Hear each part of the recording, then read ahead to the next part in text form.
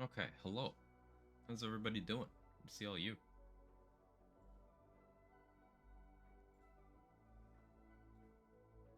I am properly upright today, so I guess cam stream. How we doing? Mr. David Bolin, Priz, Sora, anyone else who might be lurking about? Hope we're all having a wonderful weekend. Yes, Priz, Rod of Balance. It's just it's exceptionally balanced. It's just so balanced that you could just probably kill every F3 boss in one round. Like, not individually, we know that, but like all in the same room.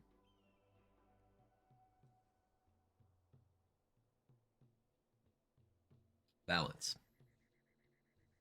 Um, I feel like pushing more.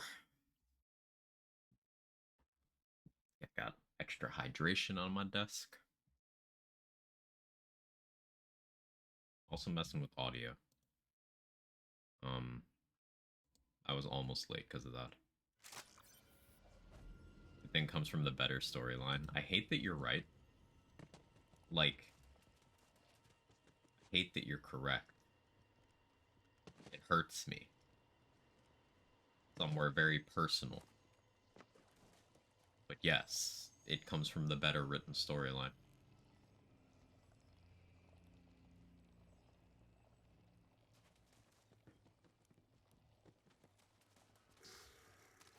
The one that causes me psychic damage.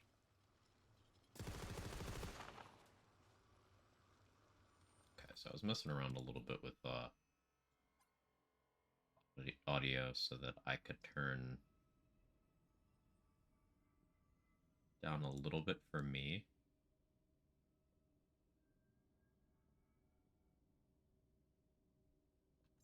Still have it loud for you guys. Still a little too loud.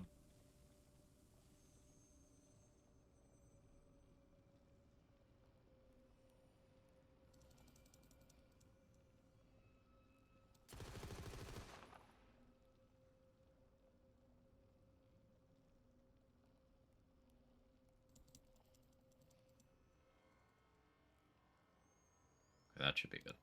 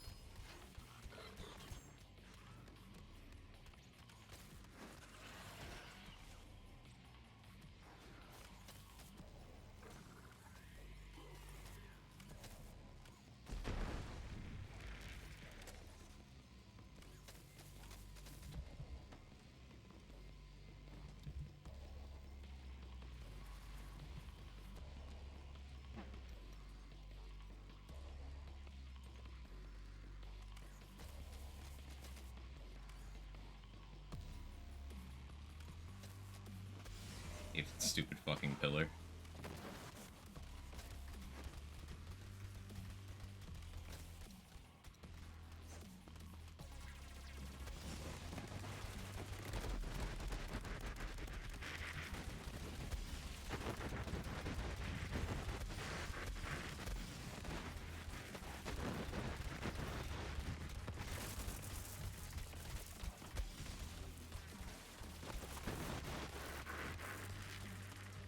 Could have been a little cleaner, but it's the warm-up.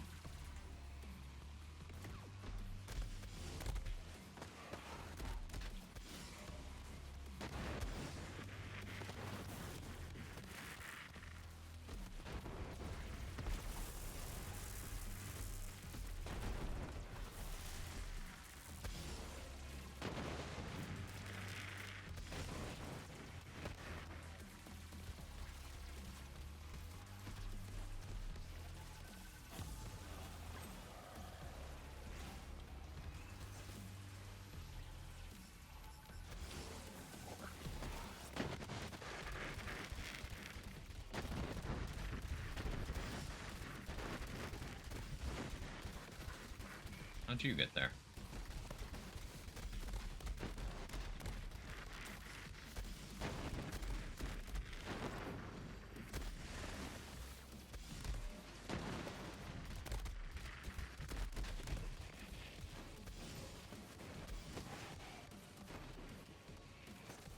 Feeling a bit better today, I hope. Yeah, a bit better today, Nunu. Thank you for asking. How are you?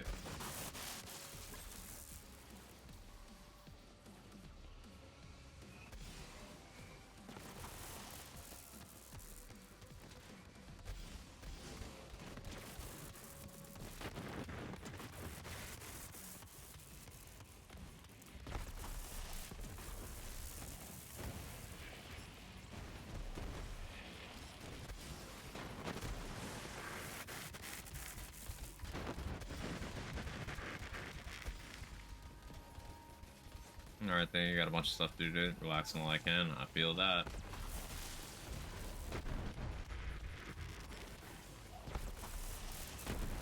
How did I get that positioning wrong?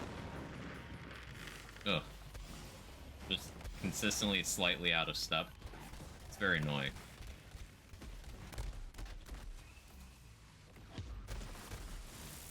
Play it out for practice, though. Because I need that.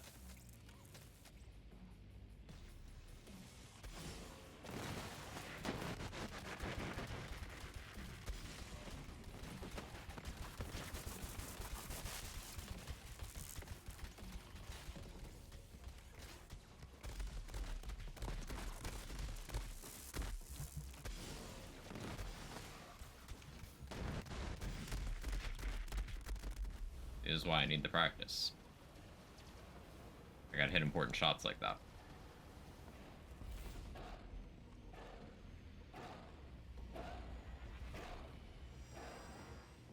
That's a weird sound.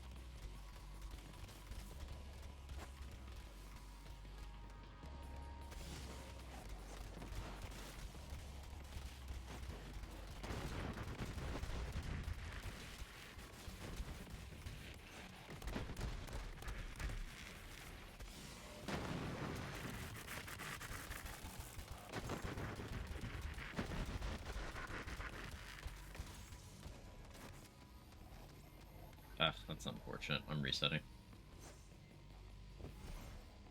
No need to play that one out. Just awkward RNG. I tried to detonate both of those items in one pass, but one of them followed me up to the higher elevation. Because I didn't move fast enough.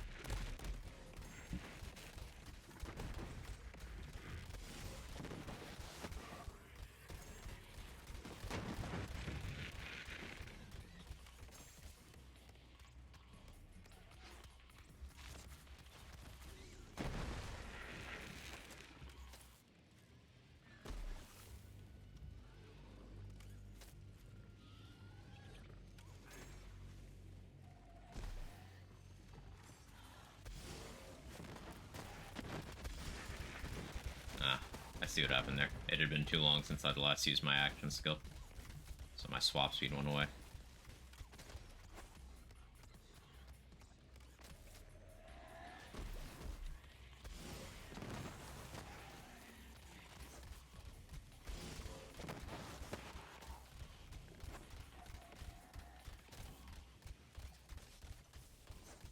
Worked out time-wise, though.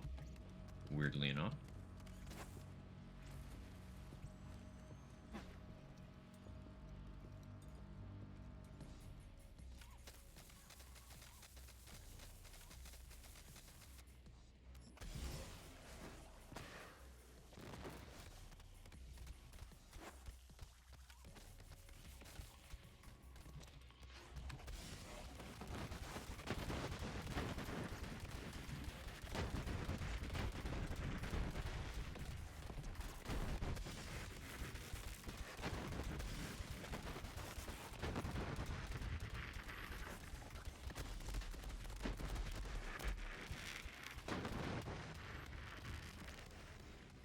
Could have gone worse.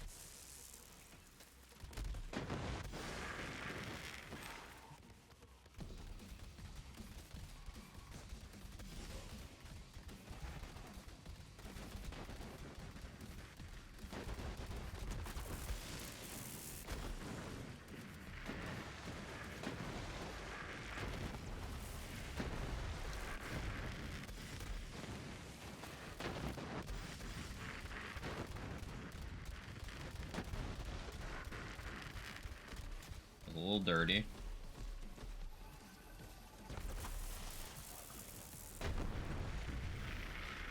Didn't love that.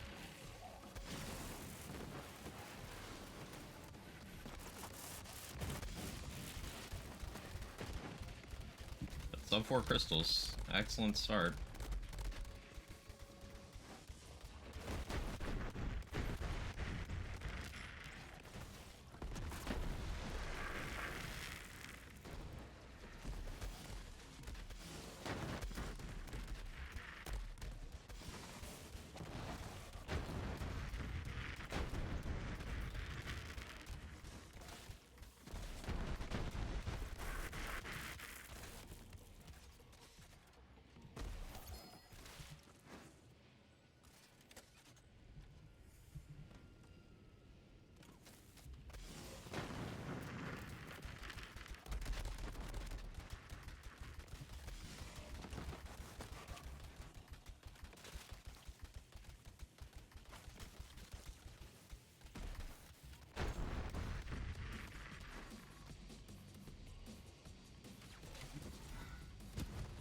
Oh, I touched the sides.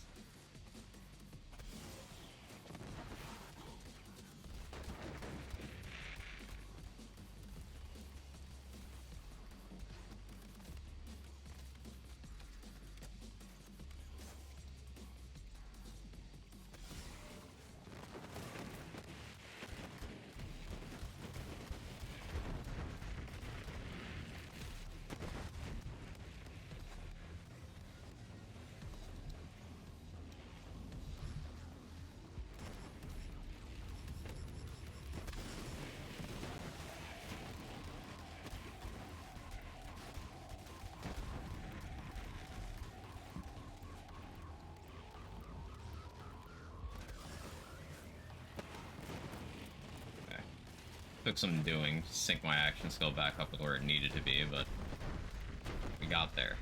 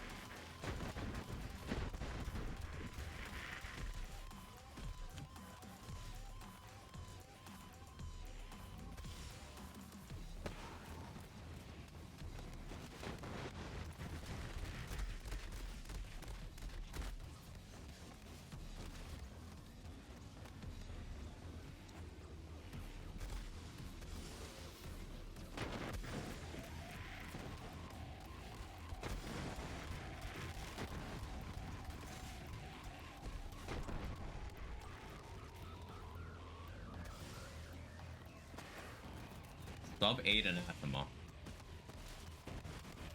We cooking.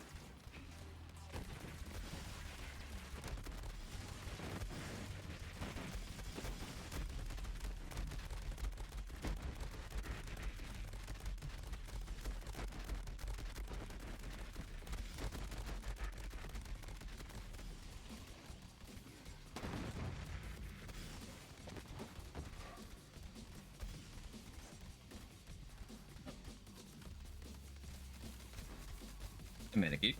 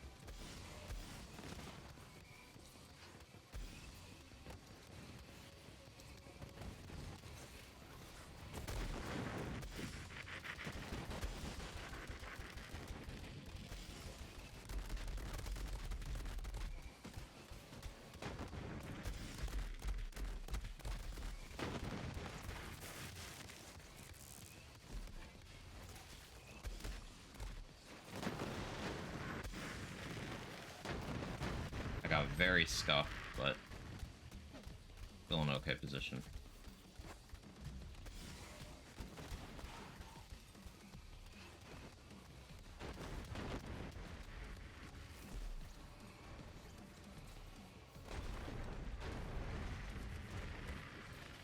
Not if I miss that, though.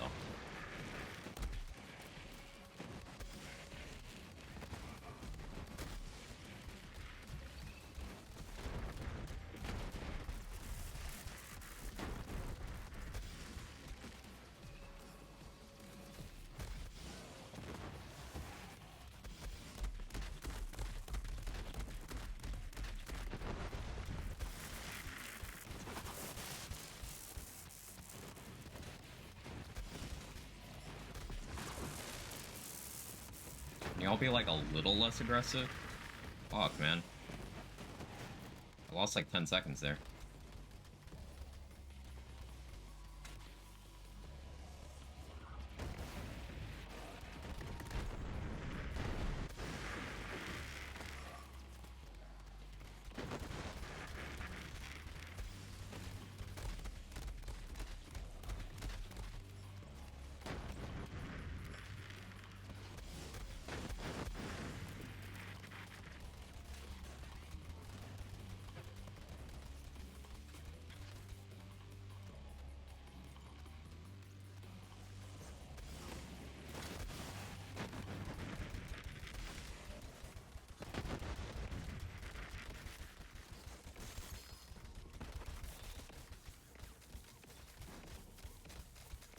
I'm about 8 seconds ahead.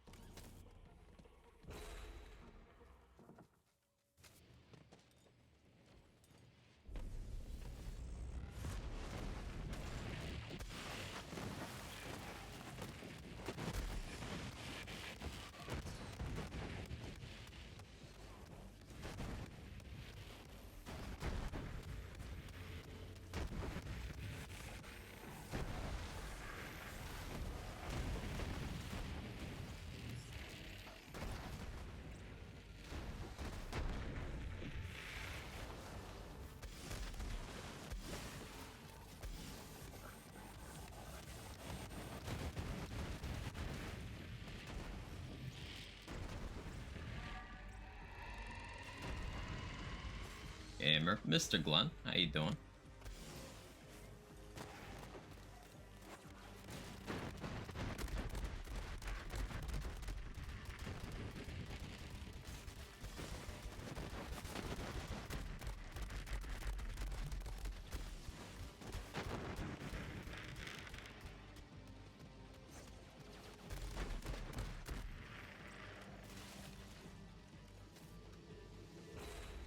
Some bad movement there, but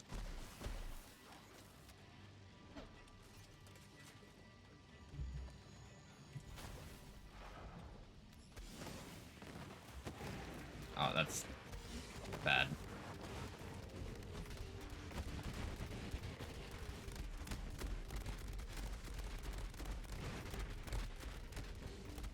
Somewhat recovered, but definitely very fumbled.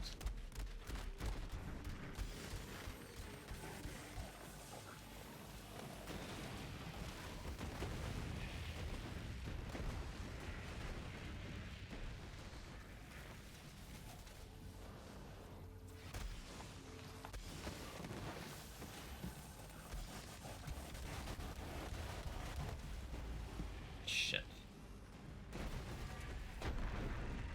Recovered.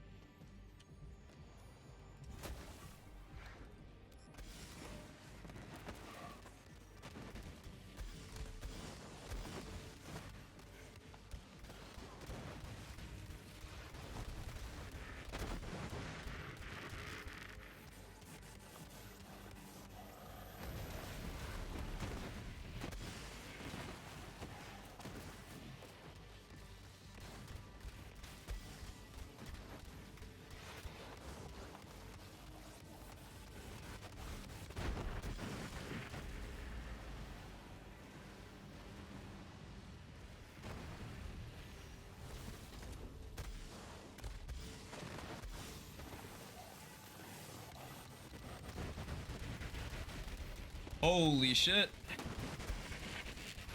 It was that easy.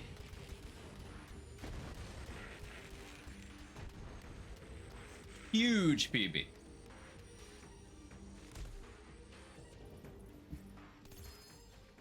See, I knew I could do it. Easy. Actually.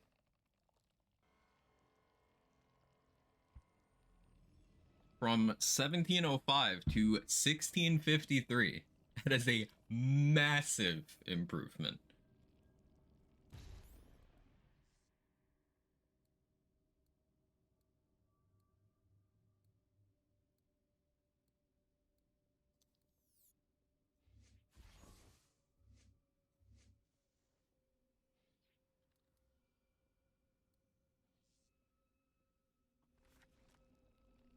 Oof.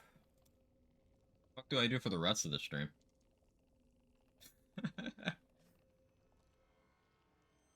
Yeah, well, good stream. See you next time.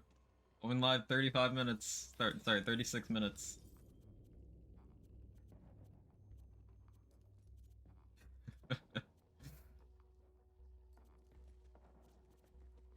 Oh, my heart rate is crazy right now, man. Did you break it? I did.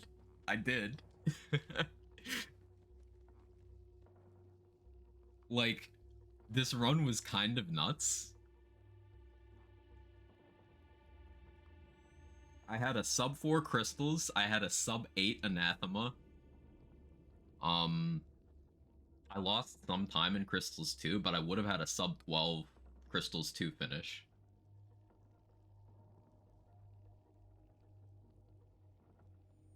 I was through teleport 1 at like 1430. Just massively ahead for huge chunks of the run.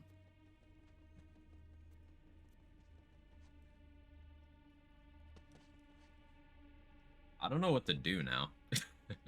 that was the plan for the whole day.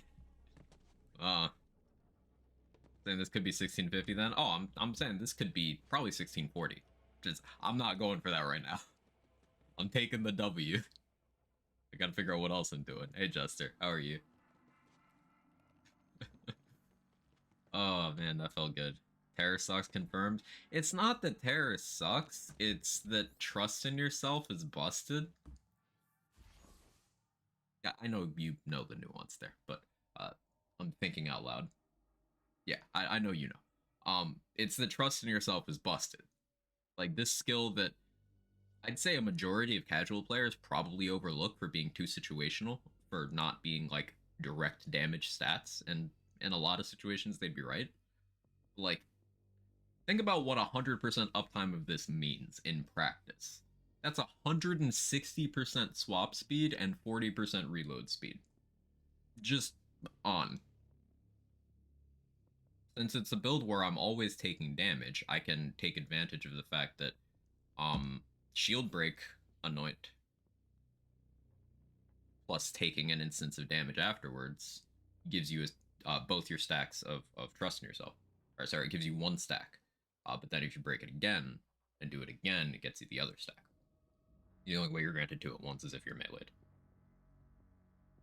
But like, always on, the consistency there makes my swap speed really, really good. So that helps me keep my mindfulness stacks up. It helps me deliver damage more consistently when I need to. I did finally do this with the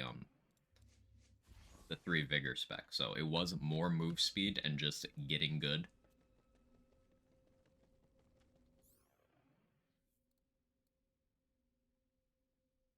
But once again, action skills start, shields be crazy.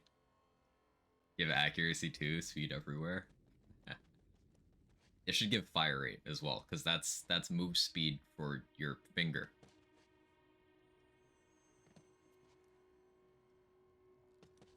Hey Voodoo, I missed just beat world record. I did. Absolutely annihilated it. Absolutely smacked it.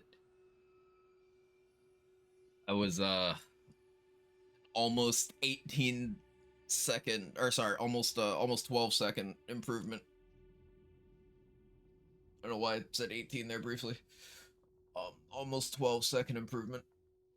Like 11 and 3/4. So all 4 Vault Hunters are now below the 17-minute mark for True Guardian Takedown. I'll have to submit this. What now? I don't know. I don't know. I kind of I didn't plan for this. Here, let me think and uh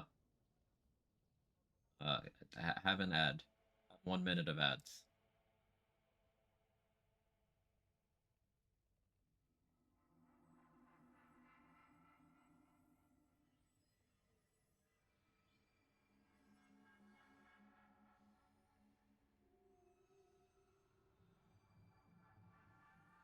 BG3 pivot, don't tempt me. I crossed 700 hours, Jester. I need help. Quick, someone give him a new build exploit to work.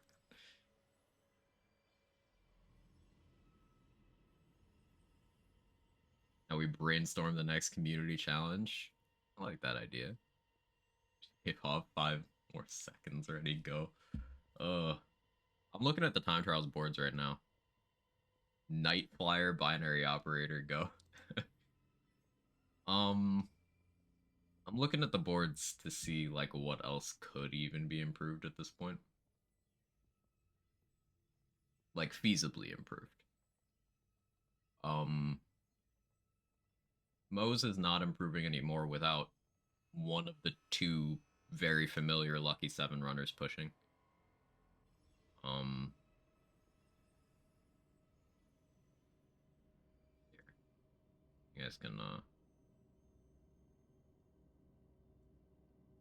yeah, there we go. So like this is what we just improved. I still gotta submit, but yeah, that will be 1653 now. So that puts Amara only 59 seconds behind Mose. The gap is less than a minute now.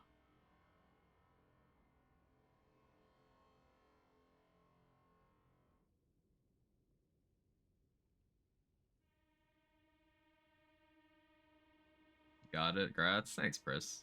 Way faster than I suspected it would be today. I thought I'd be here for a few hours.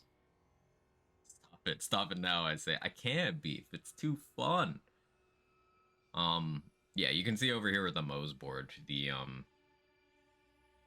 difference between um Lucky 7 and then non-Lucky 7. Like you have regular Iron Bear, which Lazy put up at 1834, which is very respectable considering Iron Bear is not mechanically fast.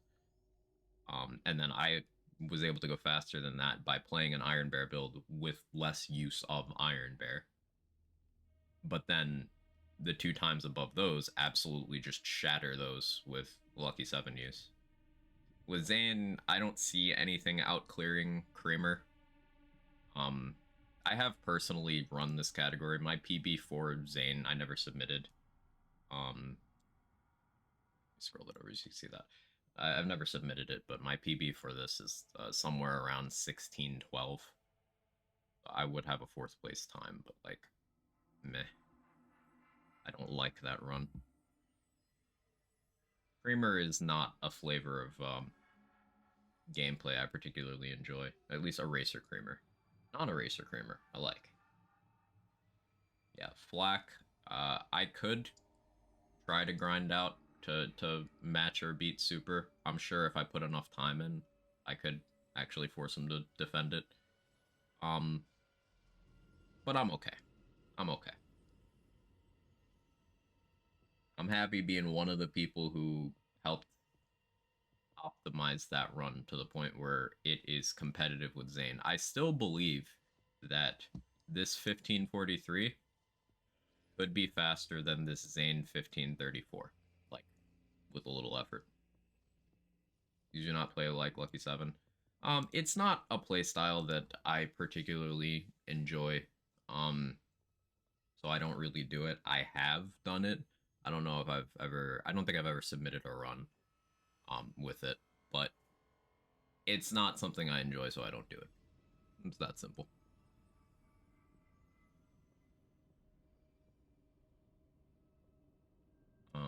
Malawan is a category I'm hesitant to run because of the amount of RNG. Like, the gap between 338 and 351 is not that huge, especially considering it's the same build. So like, yeah, maybe I could go for that at some point, but running Malawan is RNG hell.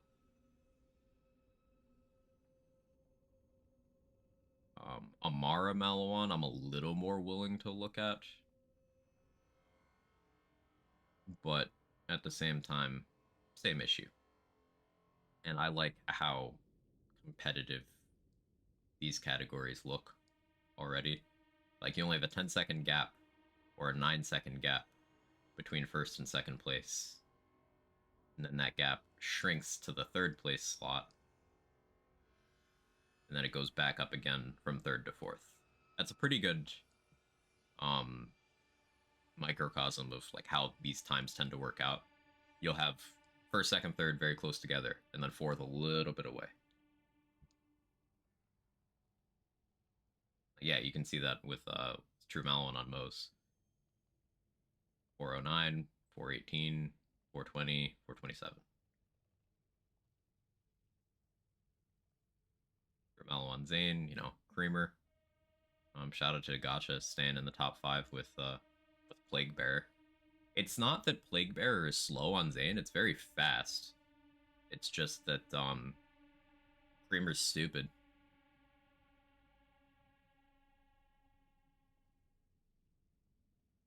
Hey Shiner, it's been a while. How are you? Doing well. Congrats on the run. Thank you. Thank you. Or it's just confirmed Super's a monster. Yeah, the most dedicated time trial runner just puts in the time. Like when you have a mechanically gifted player who also takes the time to dig into the theory behind things, talks to other people who are nerds about that shit too, and then puts in the work. Nobody puts in the work here like Super does. It all comes together. You'll have people who have like one of these areas.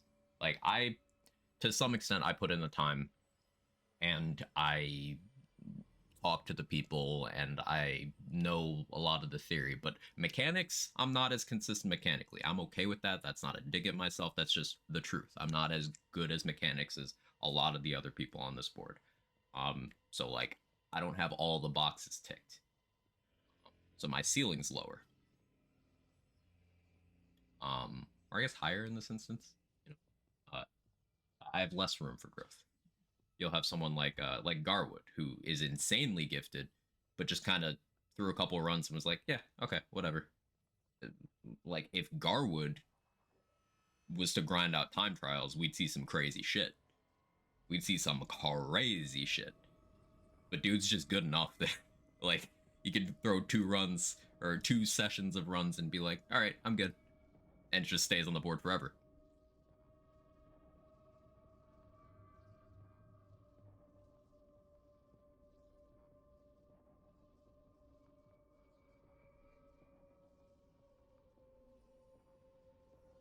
Um, we got the hemo categories, which every once in a while you'll see someone in official server ask about let me zoom out a little bit. Yeah, there we go. So we can see them all on one page. You'll see someone in official server ask about why Unleash the Dragon is banned, and like this category is why. Hemovorus. Because if Unleash the Dragon was here, 2 things would happen. One, every single run on the board would be Fish Slap UTD without exception. Nothing else is going to be competitive with that, in theory. And 2, people would stop caring about categories that aren't Amara in the short term, because Amara has the fastest potential fish UTD kill. Reason being, it's a couple things. One, she's got just very unique formula access for the fish slap itself. 2, she's got body and mind, which already is like a boss melter level threat, but on top of fish with UTD is just adding AoE to it that's also independent of the damage you actually did. You can stack a lot of damage with very few actions with that. And the other thing is anima. Anima being dot duration lets Amara apply the dot fewer times, which removes the human input. So like there's less room for you to lose time because you already did the work you need for more of the kill earlier in the run. So you would just need to hit the boss fewer times. It's that simple. It would do itself.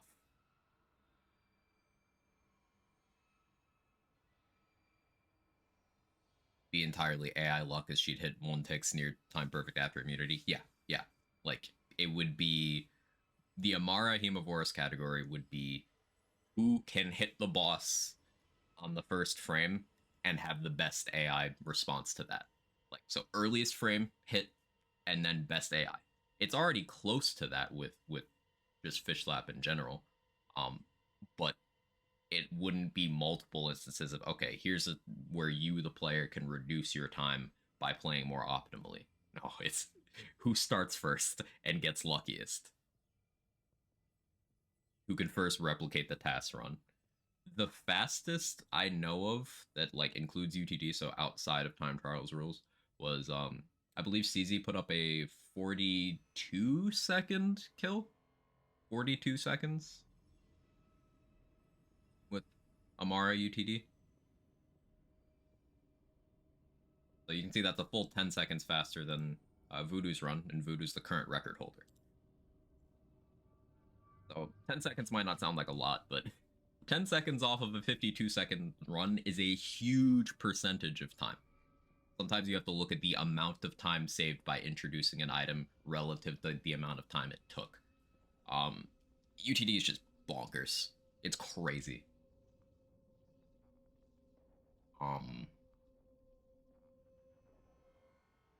Yeah, with all the Lucky 7 times, in hindsight, Lucky 7 is one of those things we maybe could have restricted. It is what it is. I think it did more good than harm because we have this board as a permanent resource to show that if you are going to call a gun quote unquote strongest in Borderlands 3, it's gonna require you excluding the time trials relevant guns to really dig into that. And of course, as always, it's situational, at least a little bit subjective, and still not a singular answer. But you would have to get past the likes of Lucky 7, Anarchy, Pestilence, Blade Fury, Face Puncher. You'd have to get past those 5 to even get to the regular guns.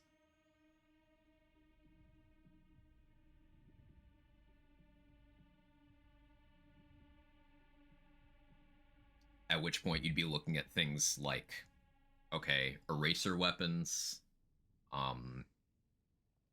Plague Bear, Hive, Free Radical, Unkempt Herald, stuff that everyone knows is good. Pest, where are the Hellwalker runs? Hellwalker is not on the board. I don't think Hellwalker has a single placement on the board, which I love. Kong, yeah, Kong would be one of those. Kong would be especially interesting because the damage potential is nuts, but also the gun can just behave wildly differently. So you'd have a lot of RNG on just what your weapon did, not in a way like Lucky 7 where you have RNG modifiers, but then your gun behaves the same once you have the modifiers. It's no, your weapon can just do different things. It's very interesting. Only tried and posted movie of Amara UTD one shot both bosses with Stinger Nova, so the problem would be all the previous enemies. Yeah.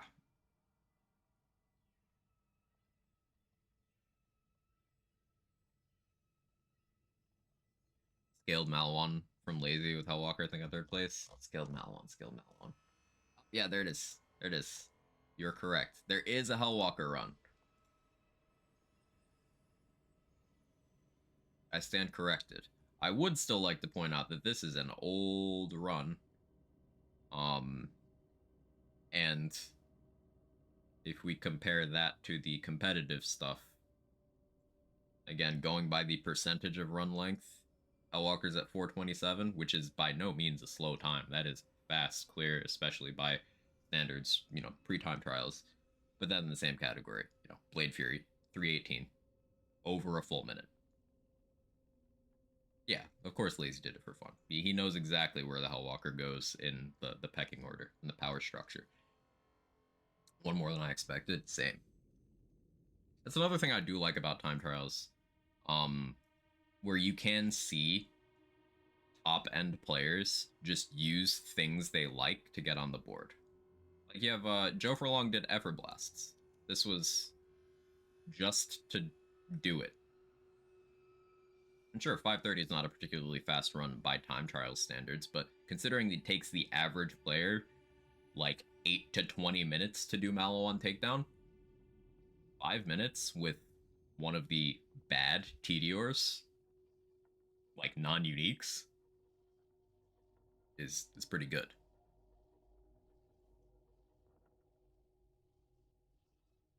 I like how I did my dots. Yeah. Did a cistern with Kaisen too, one of my favorite weapons. Kaisen's really good. It's one of those that is not necessarily like a time trials relevant item because it doesn't have any AoE or any, play the game for you properties. But that just speaks to how well a competent player can do with something they like.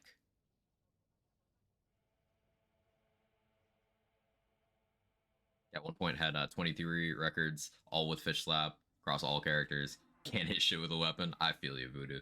I mean, all you verified my runs too. All of my shit is stuff that aims itself or novas.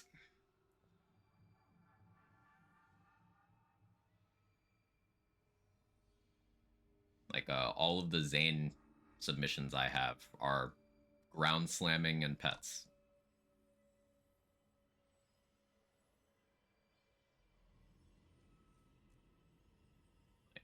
I have fifth place Slaughter Shaft with 1038. Fourth place Slaughter Star with 1523. Third place Cistern with 824. Side note, Cistern times got so optimized. Because there was a time where like 10 minutes for Cistern was like, wow, that was fast. You can see Reckless Monster's Chaosin run with Amara. It's 1038. At the time of submission, that was very, very fast. Especially for just shooting a gun. Like, that is exceptionally fast. That is a top-end Chaosin showcase.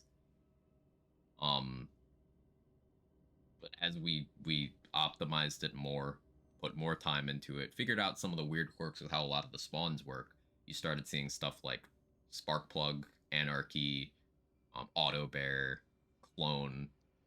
Globetrotter is a really interesting one here because there's a lot of activities where Globetrotter does way more damage than Creamer, but that damage delivery matters. With Circles of Slaughter being lots of stationary enemies, and you can predict the spawns and you can pre-fire, but also it'll just hit multiple spawns per trigger pull.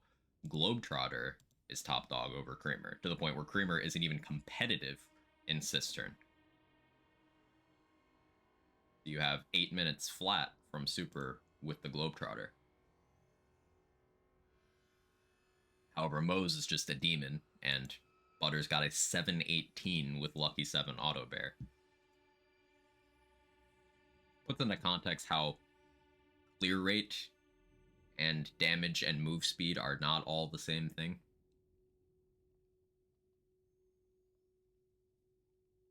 I love that Voodoo has this Boogeyman run on the board. That just makes me happy.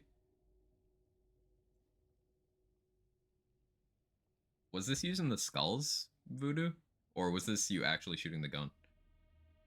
I don't remember. It's been a while since I watched it.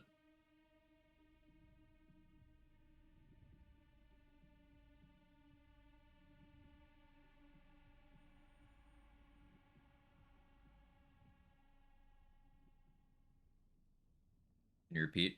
Your Cistern of Slaughter run, this one. Were you actually shooting the gun? or were you just like triggering the skulls from kills? It's been a while since I've watched that run. I do not remember.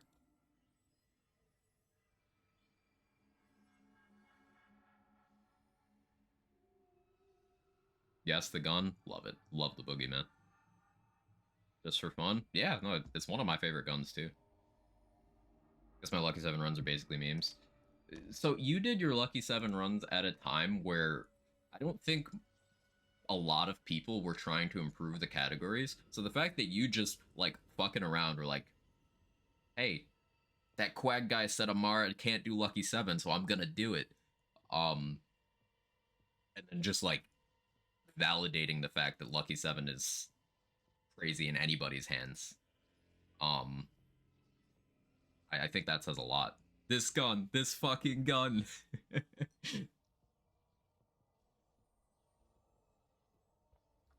Proving grounds are wildly competitive with these times. Just so much evolution. I really, really like this board. There was a time where for Trial of Cunning, this fifth place Zane run I have at 210, this was the uncontested Zane #1 for a while. Like 210 was a speed that people were having trouble being like, okay, how do I even get past that? And then one day Leo was like, bet. 149 with the creamer. And you saw other people come in with Lucky 7, Voodoo with Fish. Is you getting sub 17? You did. You did. I got 1653. Half an hour into the stream. We've been just sitting here chilling, talking time trials while I meander towards deciding what I'm going to do with the rest of the stream.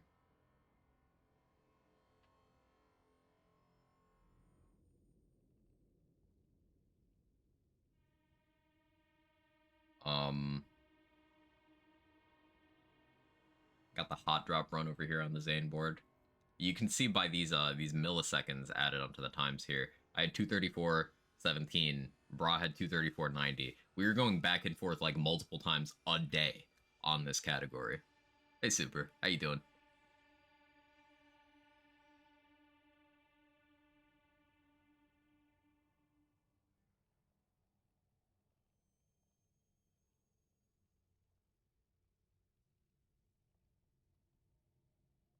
Most survival must be one frame.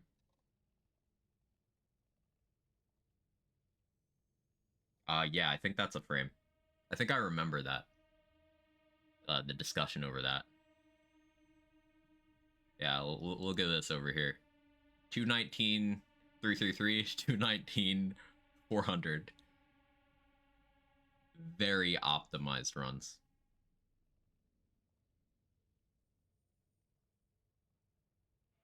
Challenge Butter to use Boogeyman on Cistern just to see what someone with much better aim than me could do. He got about 25 seconds better result. That is... Honestly, I don't think you're giving yourself enough credit, Voodoo. That's still not very much improvement over the length of that run. Like, it's substantial. But considering the delivery of damage, like I don't think you're giving yourself enough credit. Because that's a few milliseconds per target shift.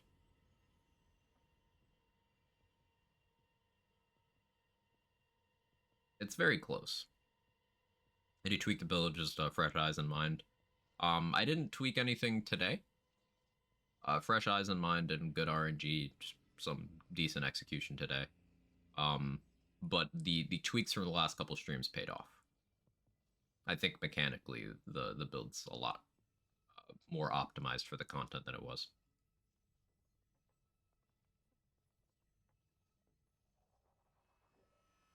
At least I can flex my runs. It's okay, Super. We flexed on your behalf earlier.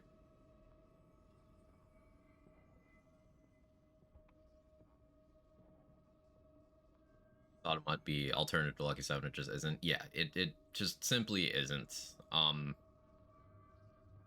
Lucky 7 having that built-in splash and the auto crits, that's just too much to compete with. And Lucky 7's also element flexible like a lot of other guns are. It's just too much. It's just too much to compete with. The go-to discipline run there. Where is it? There it is. 10 Dava Bloodstar Beast. That's still a very respectable time, Viper. 244 is, like, good.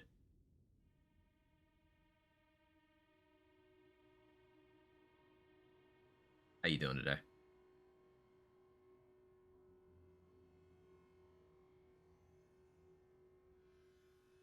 Supremacy is another one of those very optimized runs.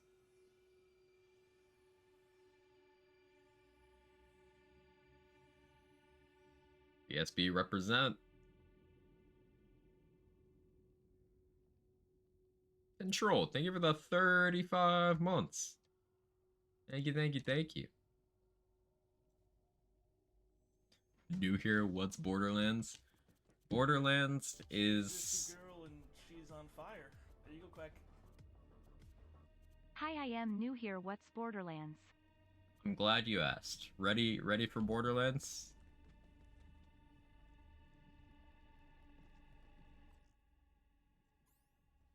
This is Borderlands. See that spinning thing? That's peak Borderlands. No, I'm not doing another run. I just wanted to make that joke.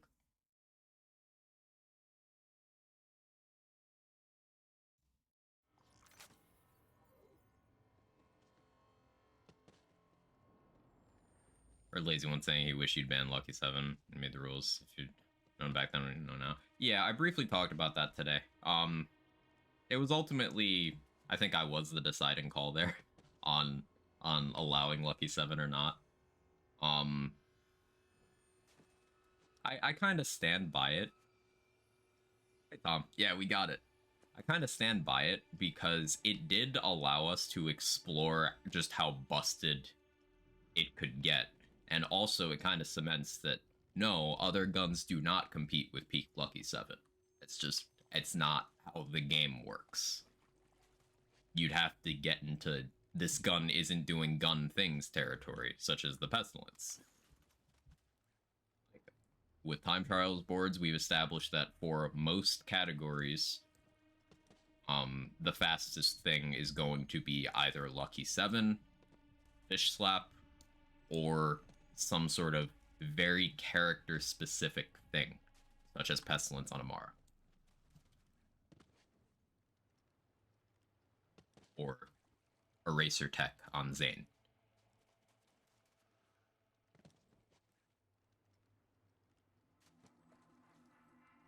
Much though Lucky 7's oppressive, I still think those runs are some of the most impressive to watch and good for overall reputation of the board skill level. Yeah, like, it's one of those things that requires a lot of mechanical talent, a lot of patience, and still a lot of repetition.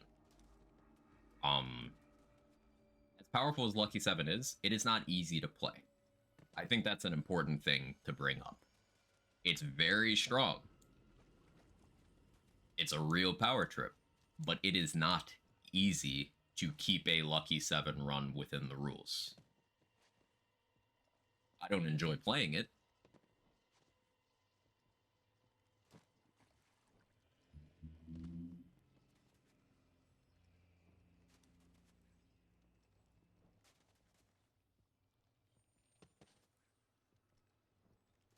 True, I don't like, also sure I'd be shit with it. Yeah, like, I wouldn't be putting up record times with it. I think history's proven you right. Looking at the board, Lucky 7's not any more represented than anything else. And I think Fish should have been banned. Yeah, Fish is one of those things where it's enabled by too many other things while also being powerful on its own. Like, maybe, in retrospect, UTD could have been left in if Fish and Stinger were out.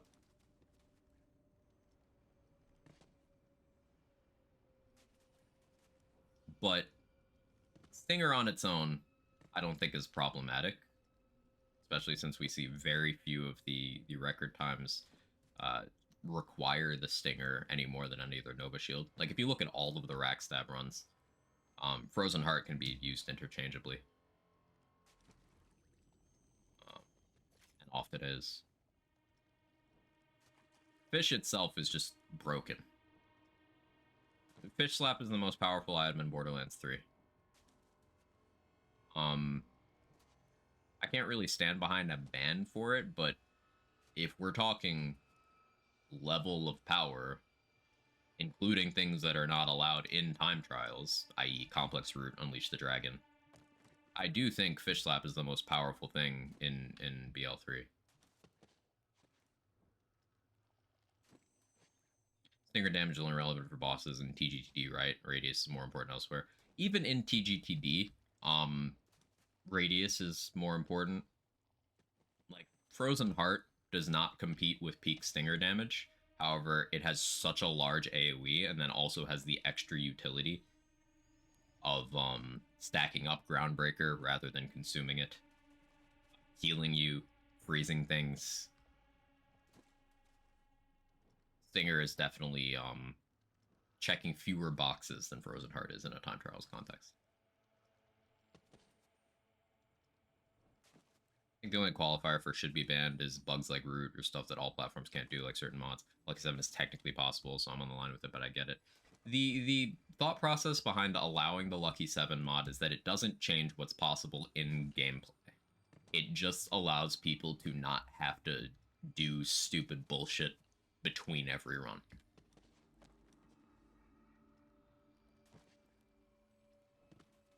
Whereas that'd be different from something like a mod that changes the RNG of the spawn patterns. As much as I would like that as a player and as a runner, it does cross into this boundary of opening Pandora's box. I'll choose the funny turn of phrase for that.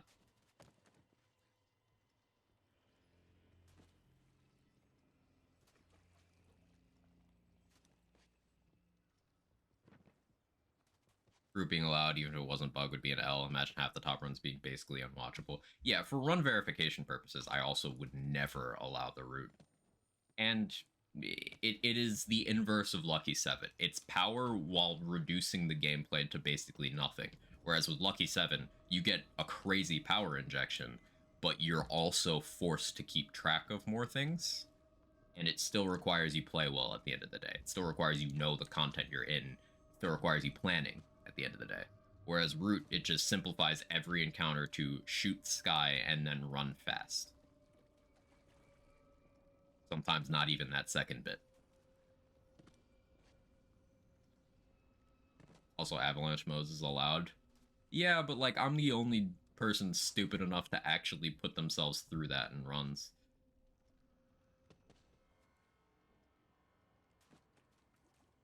And it's not competitive with how optimized Moze has become in categories. Like, that setup's always been just slow in Malawan. It was fast in Guardian until we started optimizing the category more. Remember that tech was separately discovered, I think, 3 times? I know of 2. It doesn't surprise me that there's a 3rd. While using Stinger to all my runs, it works fine, even though Frozen Heart Radius is huge in comparison. Yeah, Stinger has the benefit of, with melee formula, which you're likely to have to boost your fish, it does more damage than Frozen Heart, and you can also match elements in a way Frozen Heart can't. It just does more damage, but the delivery matters more in more categories. Lone was the one I didn't account for. Yeah. Classic Lone Masterino stuff. Saying Woodblocker should be banned too, because otherwise PlayStation is a huge advantage because of its crit bonus. So, unironically, Reckless Monster, if someone had ever submitted a run making use of the Woodblocker as like some weird stat stick option, that conversation would have come up. Because I know you're joking, but you're also not wrong. Woodblocker does have a massive advantage on one platform over all others. Now, that said, it wouldn't be peak of that kind of item for anything we currently know. Stomach, calm down. That could always change.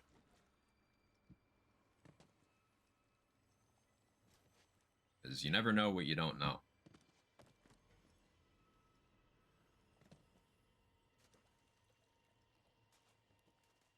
I miss when Woodblocker had the buff on all platforms. I actually unironically used it.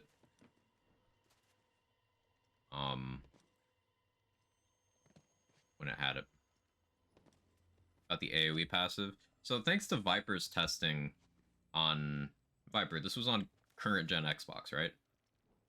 I have that video you made bookmarked, but was this on Xbox or PlayStation? I don't remember. But Viper verified that the information that was circulating that one particular platform didn't have the AoE thing.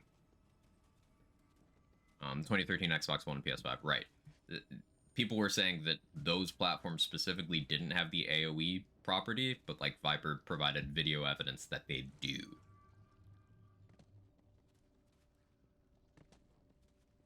So I think the only platform that was never confirmed to have the proper AoE behavior was PS4. Or proper, I say the one in line with the other ones. I don't think anyone in our circle bothered to check PS4. But I don't know that we've had any runs submitted on PS4, so it's never come up.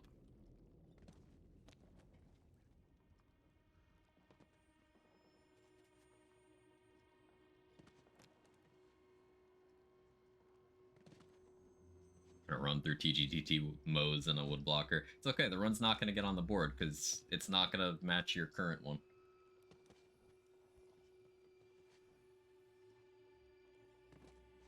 See, you've played yourself, Super. You're on enough of the boards that you can't get the meme runs on the board anymore because you can't beat yourself with the memes. That's a challenge.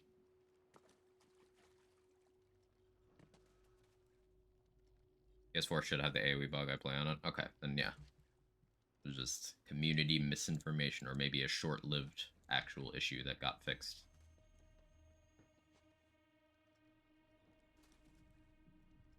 Trying to speedrun at PS4 frame rates on a controller, we're all crazy, but not that crazy. I remember this game, PS4 at launch, like, you'd blue screen every couple hours. When Malawan Takedown came out, you had a 50-50 shot of blue screening upon entering the Valkyries fight, because there was too much happening for the game to be able to handle it. It was bad, but it was so much fun. Like, the game was enjoyable enough to outshine that, at least for me. I did immediately have better quality of life on switching to PC, though. Cat.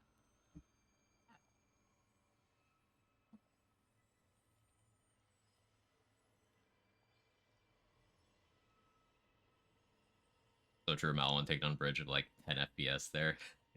Even playing on PC, I remember it was late 2020, I think, mid 2020, somewhere around there. I was doing takedowns with Chadley. He was streaming. We were both doing flak, and yeah, this is pre 2.0, so this was actually early 2020, right? We were just shooting rocket launchers and kill-o-wisps and stuff in the air at bridge, and managed to get down to 8 FPS. 8. Man was streaming 8 FPS takedowns. We're having the time of our fucking lives. This game's great.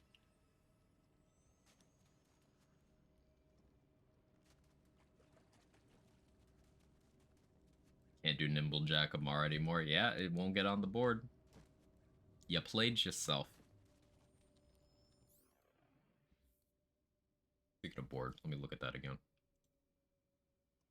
Because I need to decide what I actually want to do. I do not want to beat my face against more Amara TGTD. Because we got a massive improvement. And I think I'm satisfied with that until someone threatens it. And Super run the category.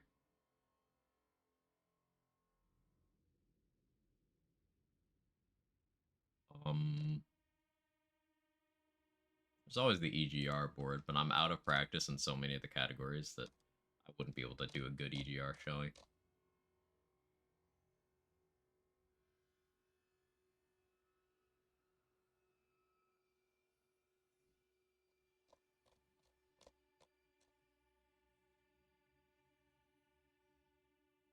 So I think I could get second place Mo's without Lucky 7 for True Maliwan? I think I could, but the question is if I want to grind that out. I like grinding out Maliwan does not sound fun with the amount of RNG.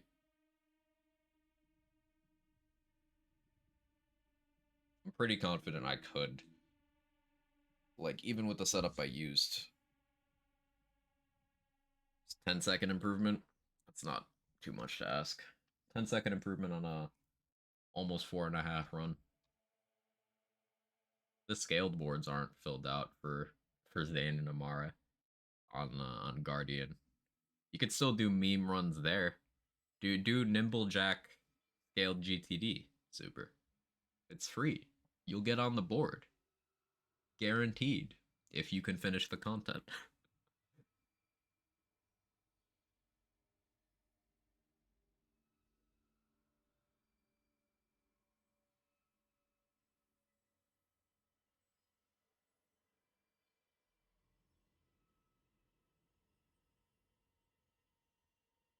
Probably take like 30 minutes. Okay, they're on. Yeah, ignore that. Ignore that.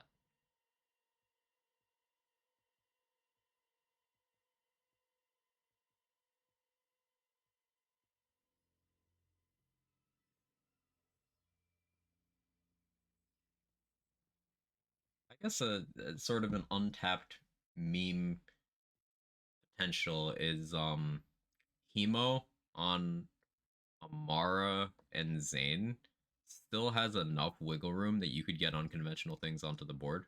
Like the slowest Zane time is 126, and the slowest Hemo Amara time is 130 with an empty slot as well. So like you could potentially get any funny thing you want onto the Amara Hemo board if you're not one of these four people. Voodoo, Super Lazy, and Shove.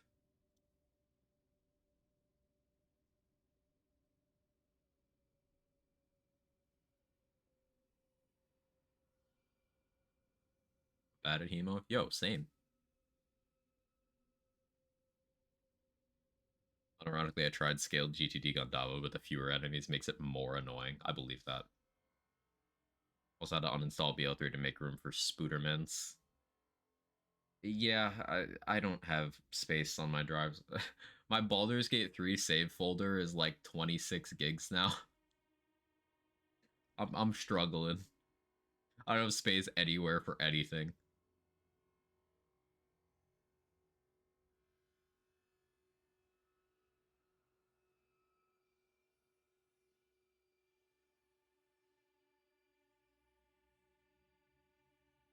Love to see Onyx on the board for Mo's Slaughter Shaft with Hex Sparkplug as a based.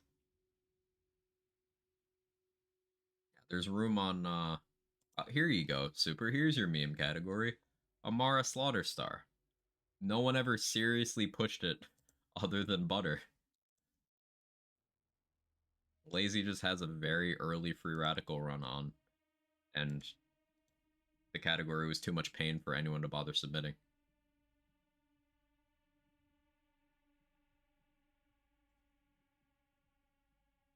Kind of the same thing with Moe's, because I just have that replay run on by pushing Star Crash too many times. Yeah, between bugs and crashes, it's kind of a painful category.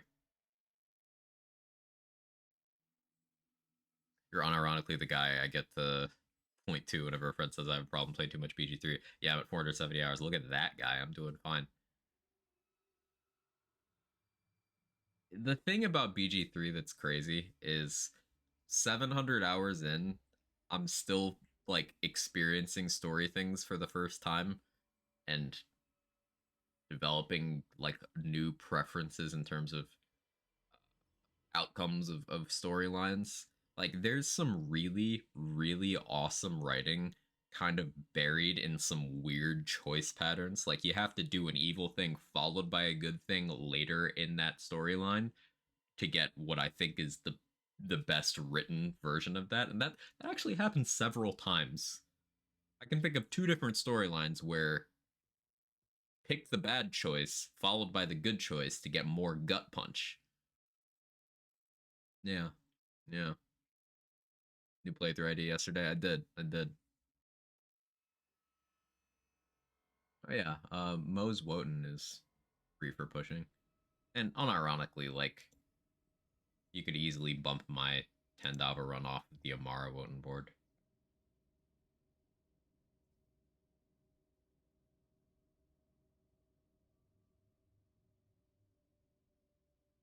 Mo's Scourge.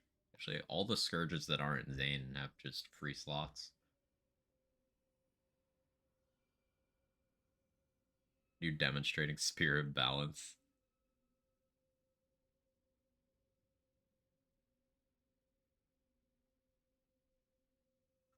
I could. Maybe we return to BG3 next week. Maybe.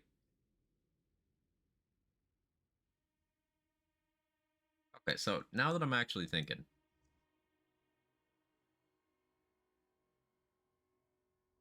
what would be fastest Mo's Scourge?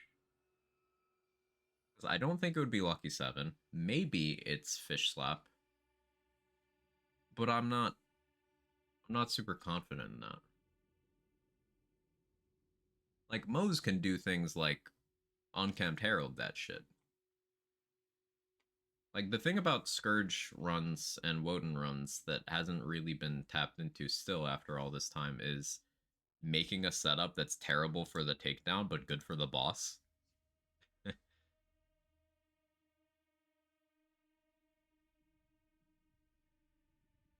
A lot of the times in these two categories, the two on screen right now, are clips from larger runs.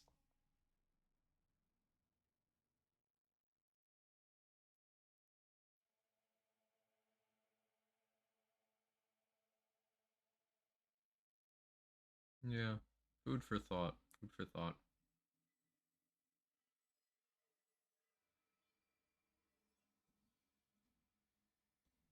Anyway, let me get out of this board.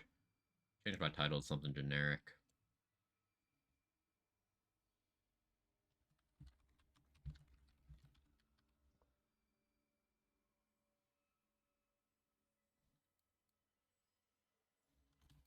Let's just chill with a build somewhere.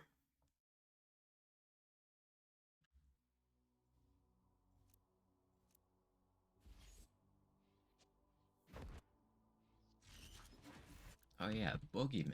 We were talking about the Boogeyman. I can shoot the Boogeyman now.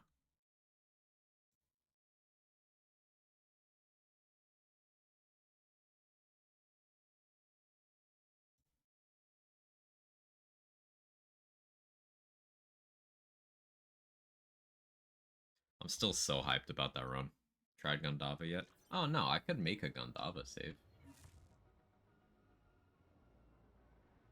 Sega Genesis classic Boogerman. I shouldn't be surprised by the existence of such a thing, but tell me more.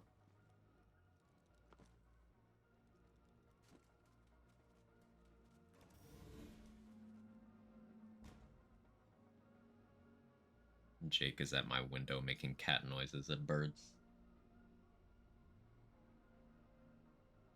The two modes of cat. One on my pillow, just being a lump. The other one menacing passerby government drones. Boogerman is the looter shooter. Change my mind. Is the loot boogers?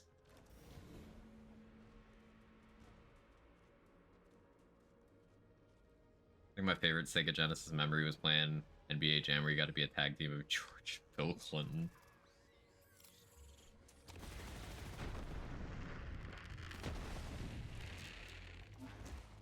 It's a picker flicker. That's amazing.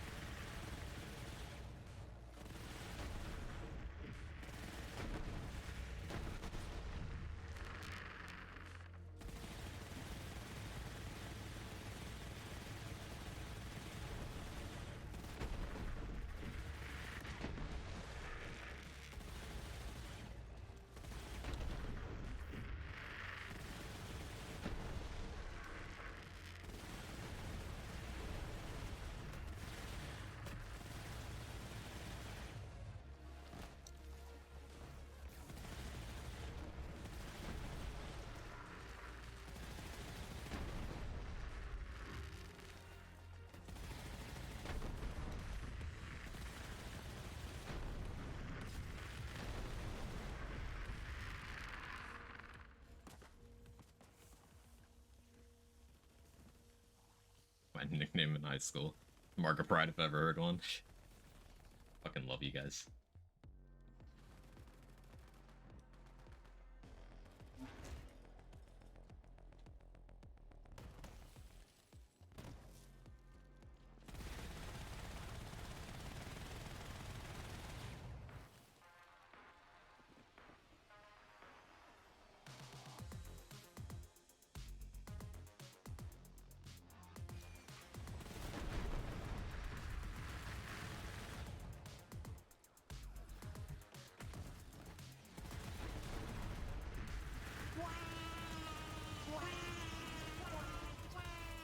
Hey Nova, how you doing?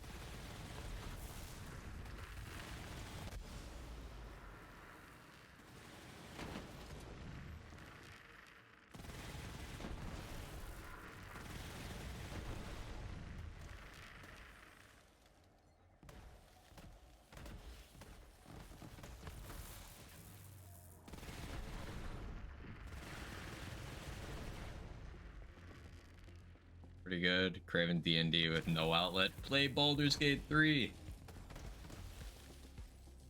Not addicted. Not spreading the addiction. It's fine.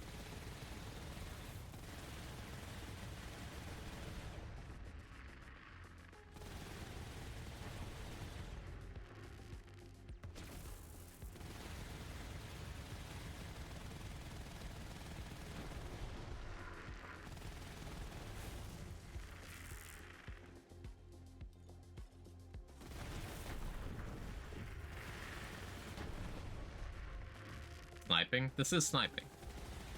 You see the precision?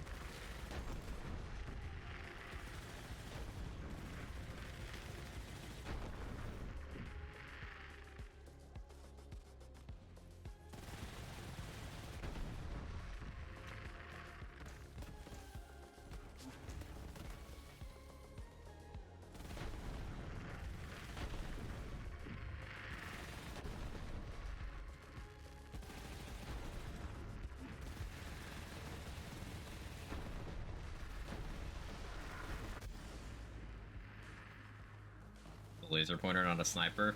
You don't know that. You're telling me the Vladov Corporation lied to me? I thought corporations were our friends and had our best interests at heart.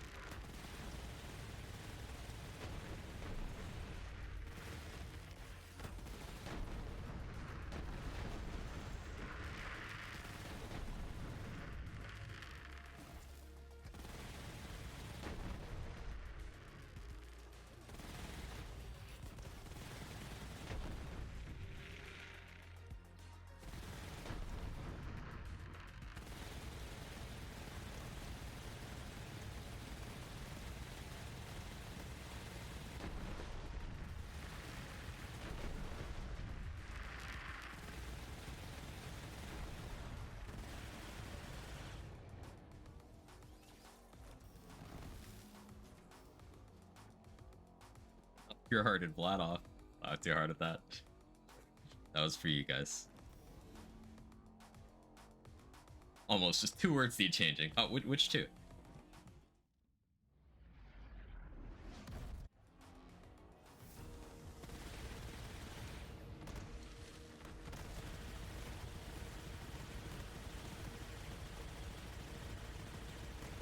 Not gonna lie, I forget.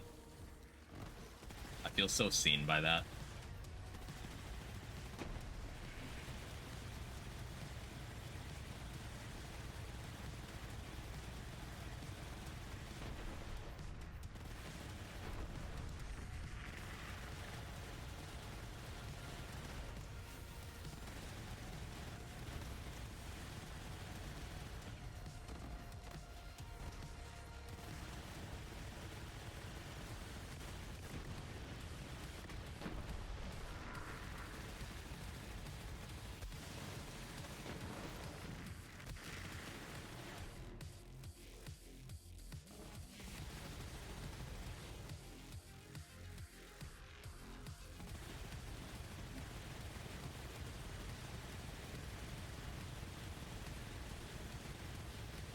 The name of this weapon? This is the Boogeyman.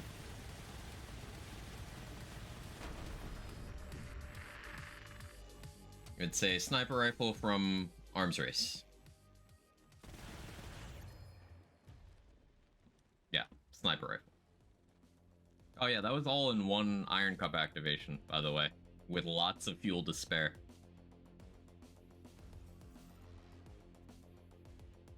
Wow. Wow.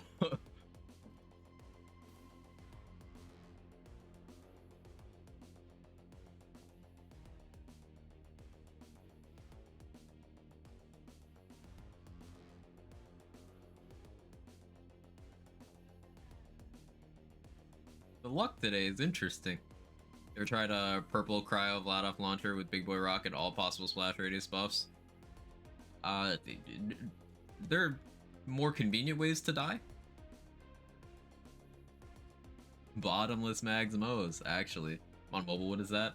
Icebreaker rocket boots with second slot AoE and double melee roll.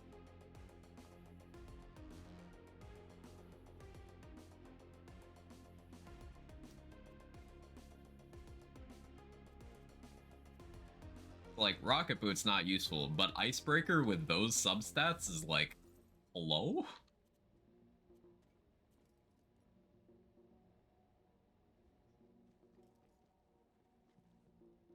And this AR gear was hacked in SMH. Clearly we need more part variation.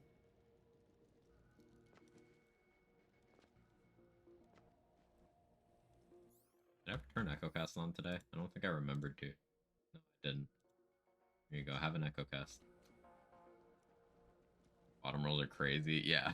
Like, I don't know that I've ever organically seen double melee AoE roll. Like, that might be the first time in almost 8,000 hours. Frozen Heart want? Oh yeah. Oh yeah. Frozen Heart running around clicking like a Face Puncher or Blade Fury or some such. Or just any Peregrine setup, really, that isn't doing you rad.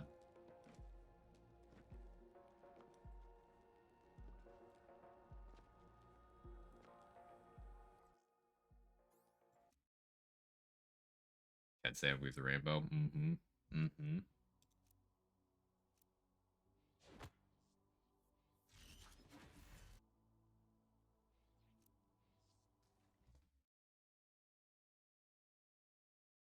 Rocket boots build on God, no way. I mean, rocket boots you could do the snowshoe spark plug stuff with, so I guess that's an option.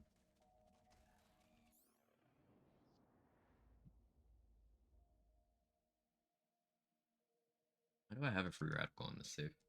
Thought I had more self-respect.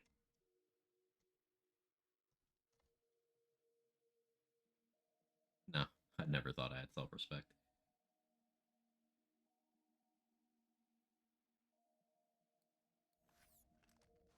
Hey, McMillan, thank you so much for the 32 months. I appreciate it. Hope you're well.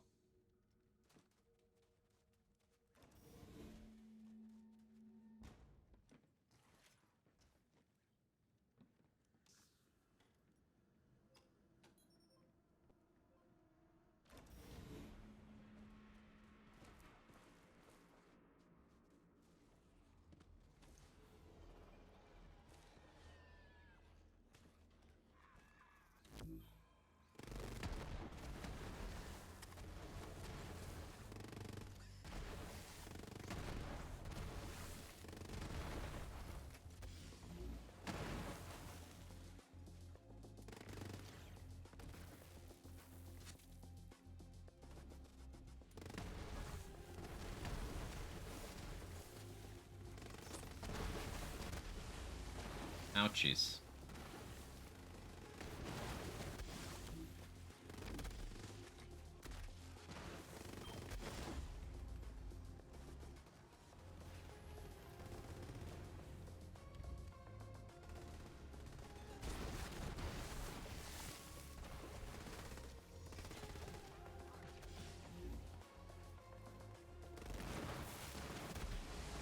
Skill issue. My PC don't like this. Hey Huntress, how are you? Spider-Man's installing to finish Phantom Liberty. Thanks for reminding me I need to do another Cyberpunk playthrough. Too many games. Not enough time.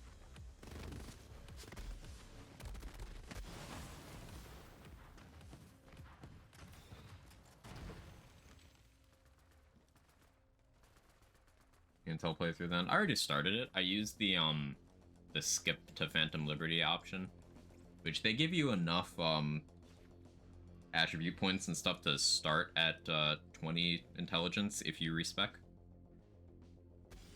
So I was able to jump right into using overclock, and yeah, it's a lot of fun.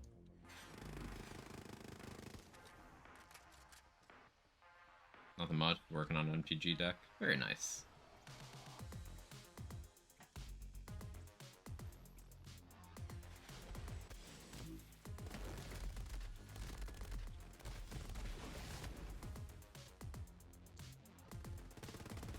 That's a silly amount of damage.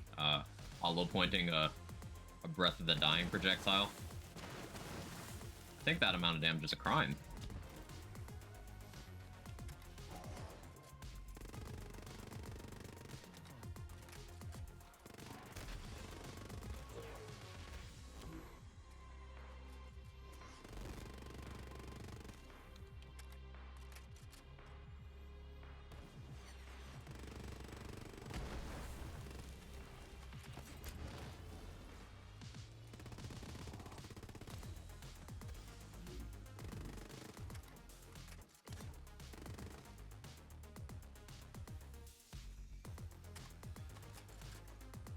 Deliver Jackie's body to Mama Wells? I don't know.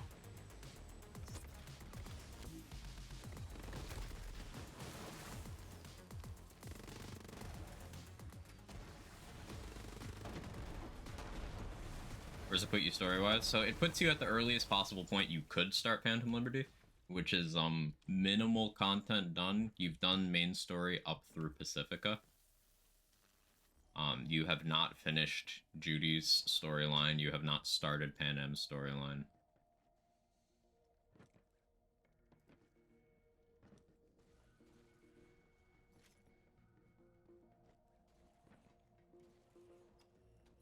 You've not finished Takumura's storyline.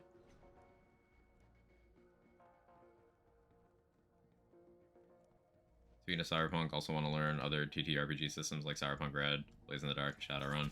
Yeah, I'd like to try the Cyberpunk tabletop at some point as well, too.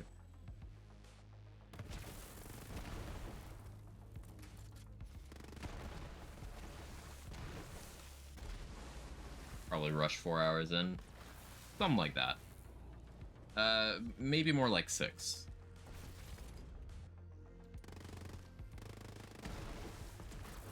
Although, nah, 4 is probably right. I'm overestimating how long it takes to actually get through the heist, because I always spend so much time side questing before the heist.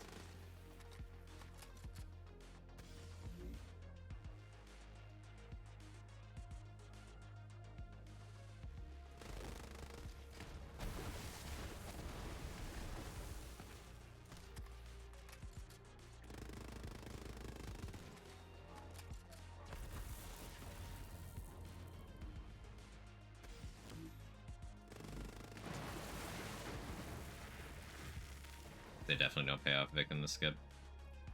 How to pay off Vic? Well, post 2.0, that only takes like 5 minutes of effort, Viper. Like, I'm not exaggerating. You make money so quick.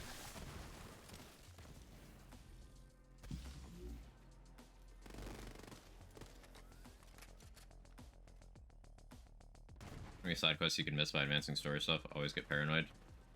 There's some, like, versions of certain things you'd miss out on. It's like there's a few side quests you can do either before or after the heist that, obviously you would not have Johnny present. So if you've not seen the quest play out in that configuration, I guess you technically miss out on that. It makes the Meredith Stout decision for you. I don't know which option it chooses, but it does make that decision for you. Because that's main story stuff.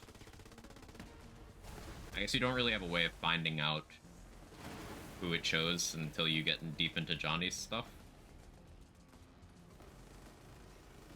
Well, you could go swimming and check that way, I suppose.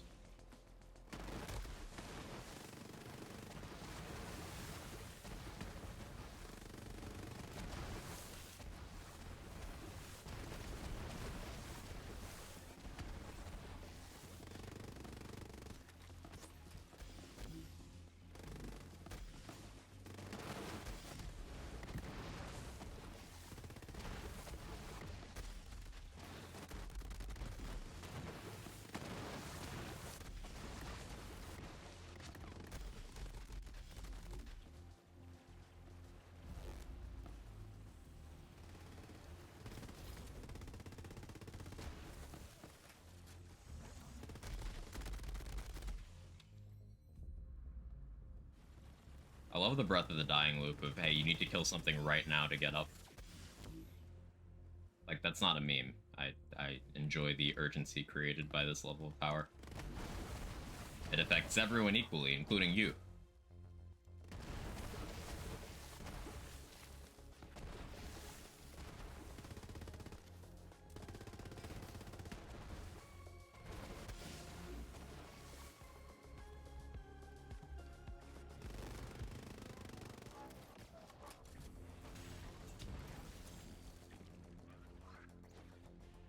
Breath want everything dead. Everything.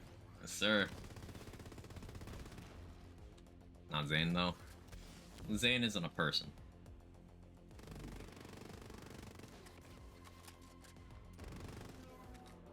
So. Stand for Glenny. Wear Hornet.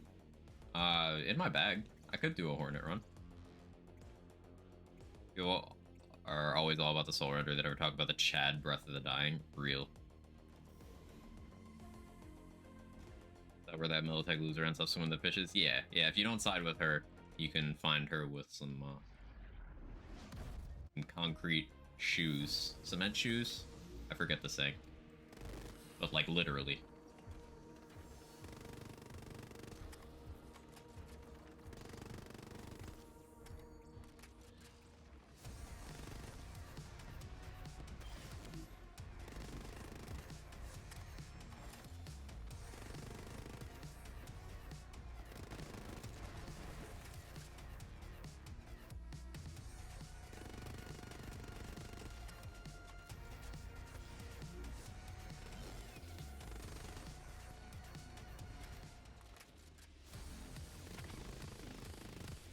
I fucked it up.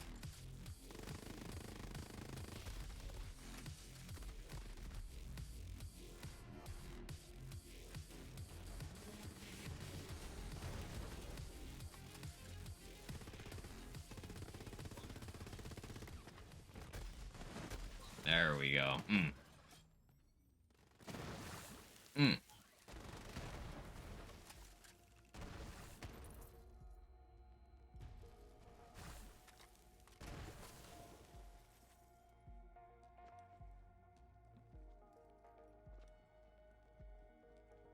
Budget, it won't be super powerful. Original idea was turn in prototype parts to huge vehicles, only paying their prototype costs. As a mechanic, I do not know. It's been a minute since I played. Do I have a pistol comp? That'll be good enough.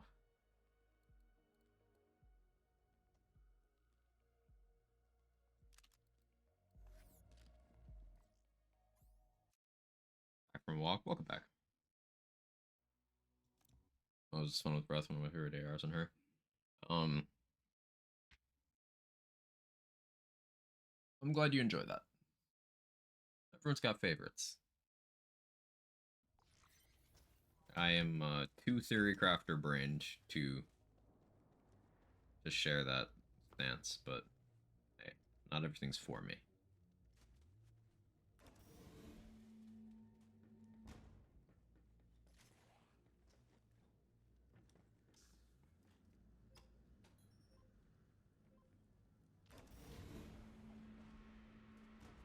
Wonder if they just play out as if you never met with Militech. Maybe.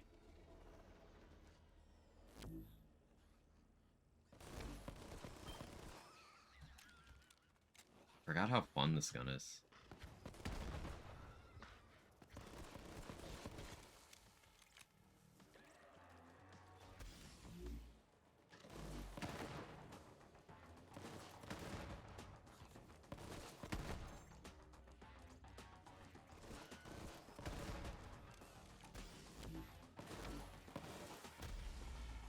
Oh yeah, splash is the thing.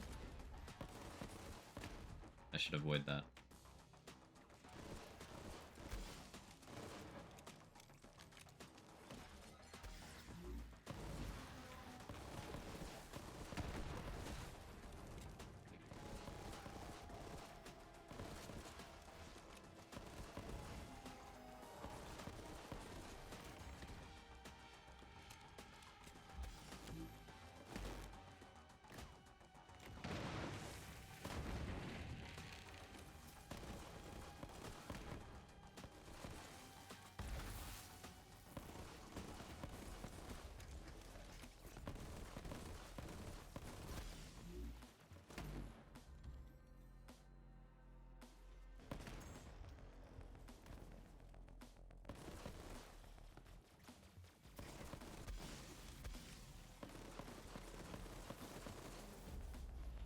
Ouchies.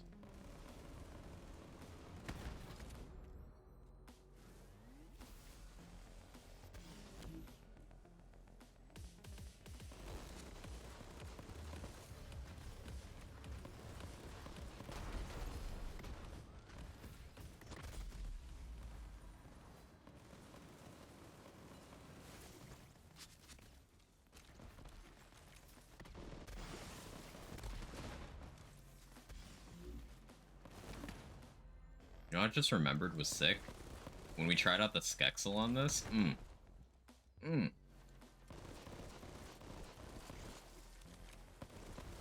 that thing surprised me. Skexel's actually fucking filthy. Prototypes on a factory, you can pay a lesser amount of mana for the card at the cost of being a weaker creature. Ah, interesting.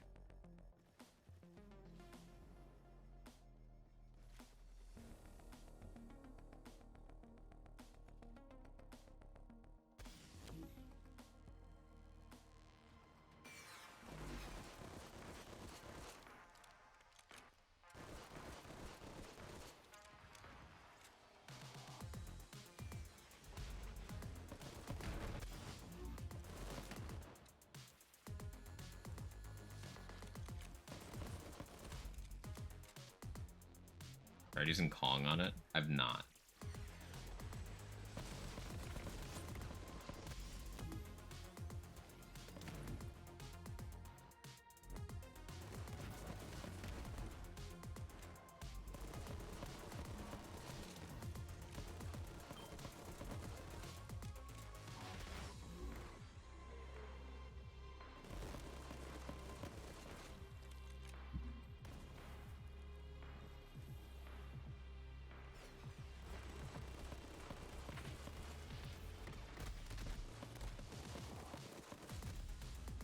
Oh, jeez.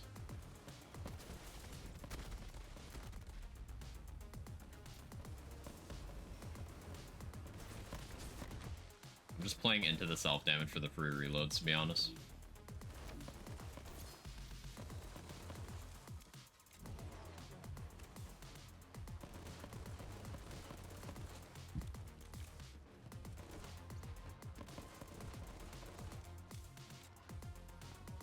Revolter broke. There we go.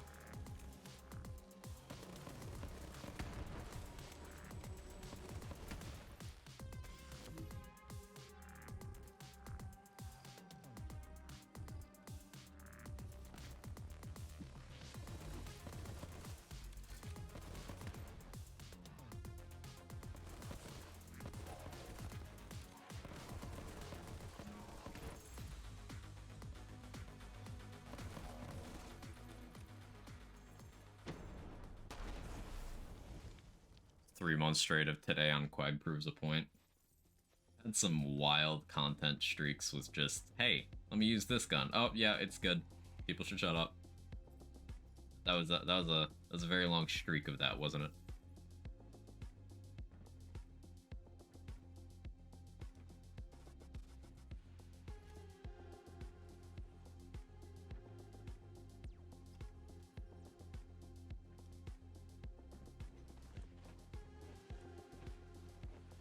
Like, Hornet's good. Remember, this is a base game pistol.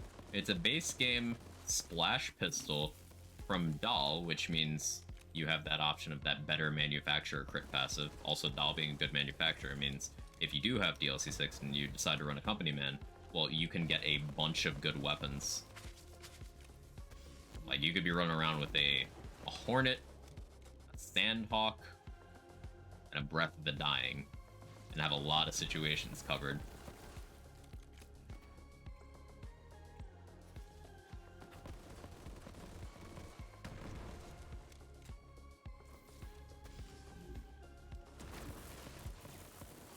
I hate when people pretend that, like, there's not good base game splash stuff.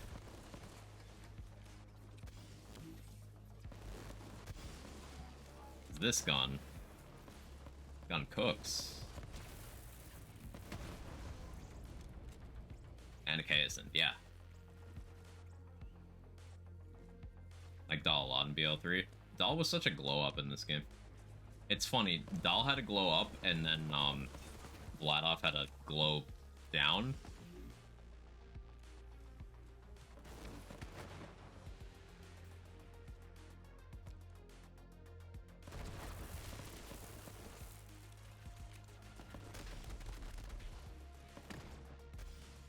A dimming. You've heard of rimming. Get ready for dimming.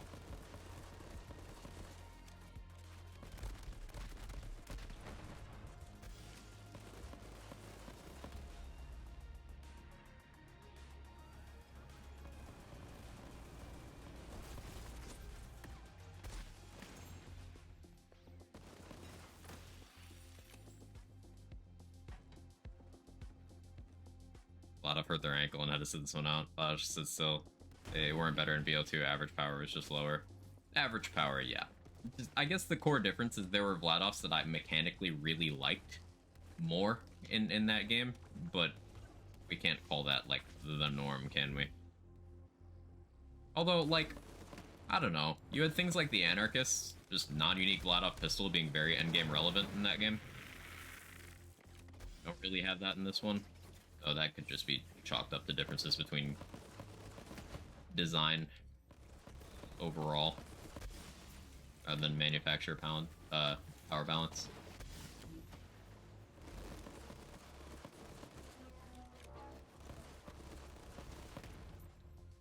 But yeah, I'm the #1 Leadstorm apologist. Leadstorm did nothing wrong. It can never do anything wrong. It is perfect.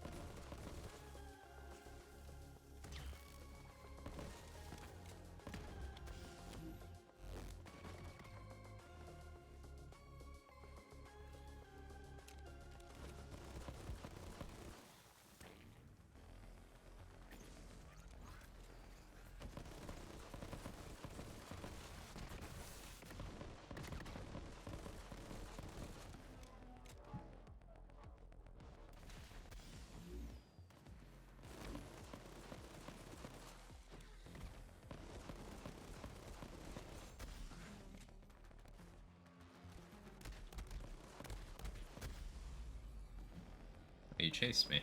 That was rude.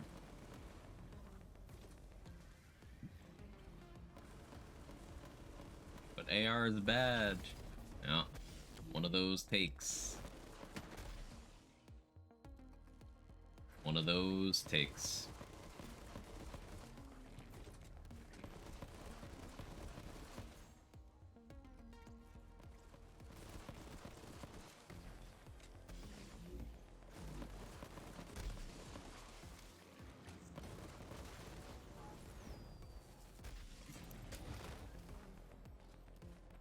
Almost ran out of ammo. Arse bad. Let's show you arse. Ready?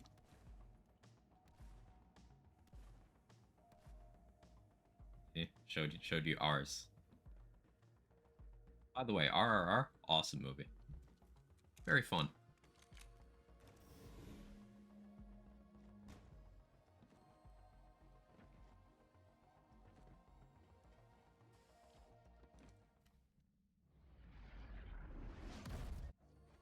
ARs aren't bad. PSV is excellent.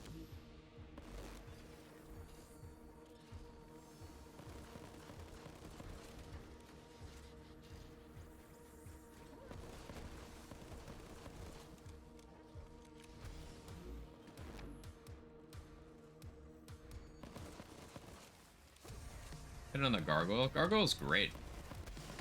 Very underappreciated.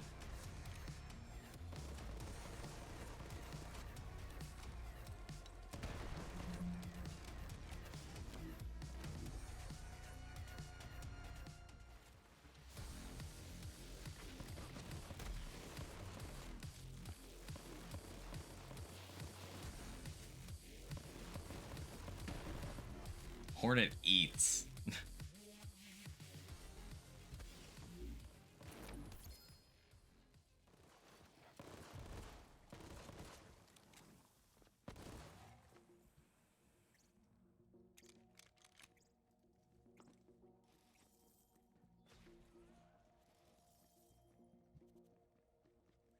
This isn't even like perfect gear because I don't have an optimal pistol for it. RRR movie night. Ooh, that's a good idea, Felicia. That's a very good idea.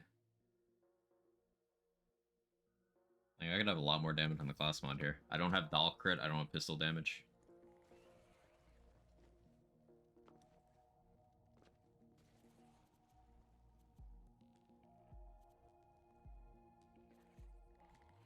But yeah, to answer your question again, Purple Panda, the Gargoyle is very good. In terms of DLC 3, there's a lot of powerful items and a lot of fan favorite items. So some of them kind of get lost in the shuffle. But fan favorite Light Show, for example, is just inferior to the Gargoyle in a majority of situations where corrosive is the preferred element. Gargoyle is real good. It's slept on.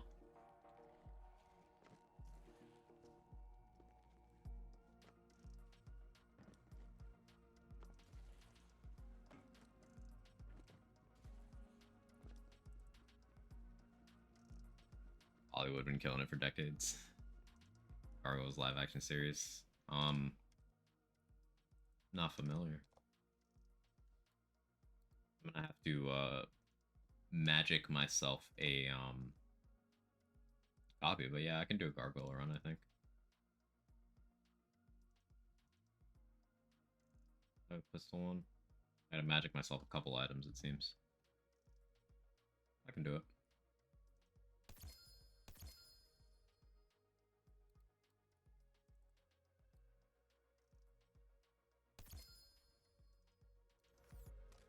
Somewhat hard to use, destroys ammo. It's very strong.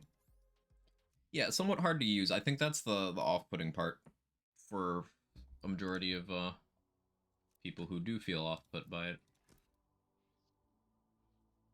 Not point and click.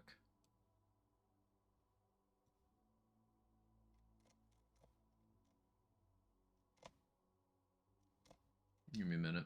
Gotta scroll through my save list. I've been doing well. I haven't made new saves in a while.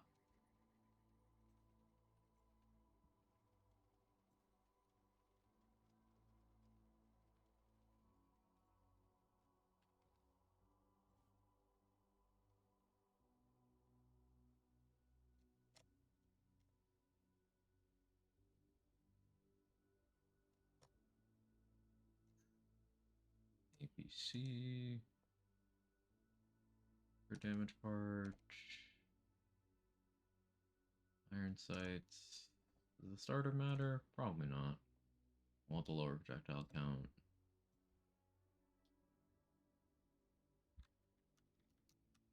Guess we go kill stack.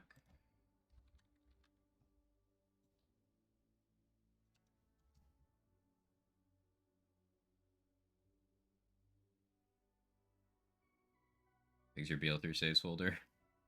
Yes. Let me look. I can check that. Is it this one?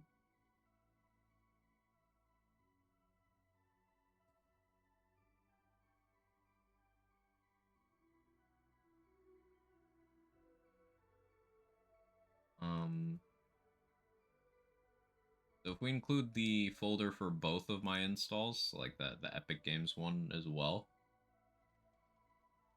2.5 gigs.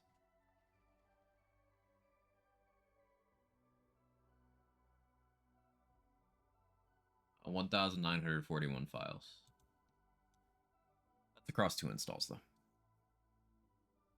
Baby numbers, yeah. BG3 save folder is already 10 times that size. It's wild. Company man. I don't want the Malawon one. But I'll just change it. It's fine. It's fine, right? It's fine.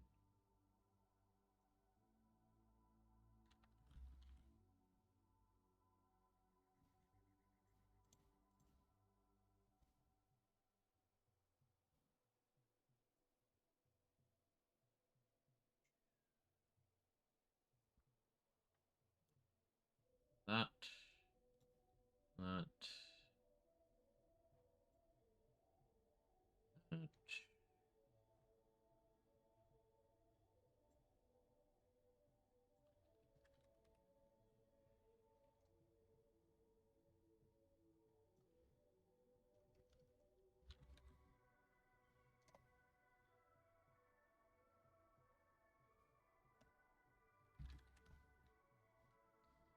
And almost done. Bear with me.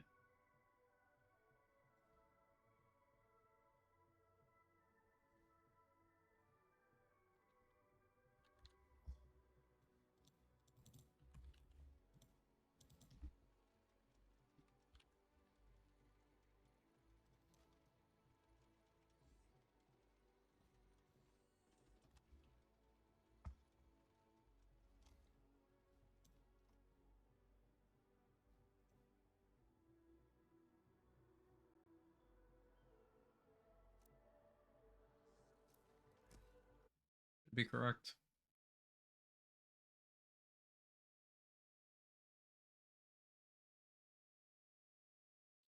Gargoyles' cartoon in the 90s, fucking dope. Rewatched it as adult, holds up.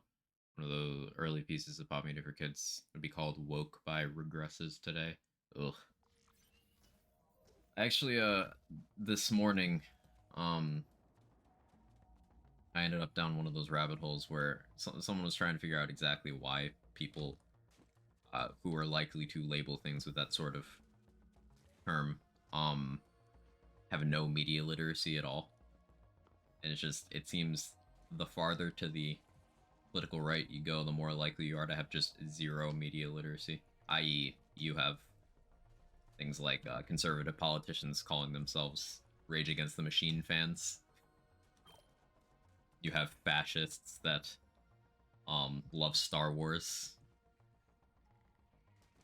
You have capitalists who like Bioshock.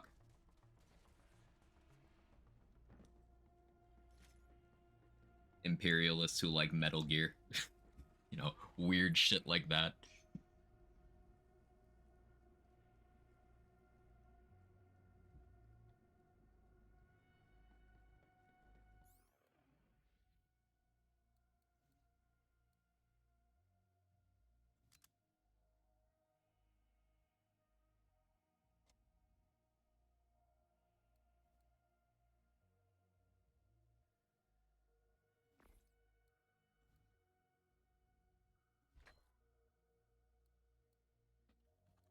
Gargoyle run. Rage should just shut up and play guitar. Right wing bot shotgun is fucking wild. It just boils down to bigoted Trekkies is another one. That was the central one. It just boils down to a desire to reject nuance. Like, you'll have people unironically go around saying things like, "Oh, Star Trek isn't political." Well, no, always has been. That's kind of been the point. Star Trek is one of the most progressive IPs of all time. Always has been. Like, go off. Play all the songs completely devoid of political statements. Like, well, see, the interesting thing with Rage specifically is a lot of people heard the line "fuck you, I won't do what you tell me," and we're like, yeah, the man, without reading farther into it. But then they somehow omitted the line, oh, some of those that work forces are the same that burn crosses.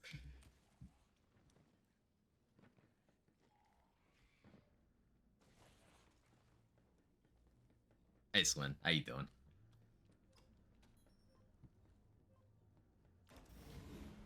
Call something political and it's just against them. Yeah. You see, things that match their worldview are apolitical. Things that don't have a political agenda that's being shoved down their throat.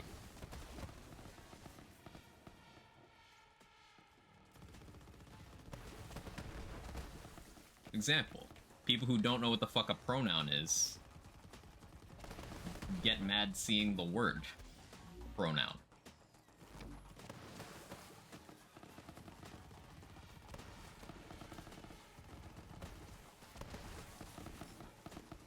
And it's just thinly veiled reactionary transphobia.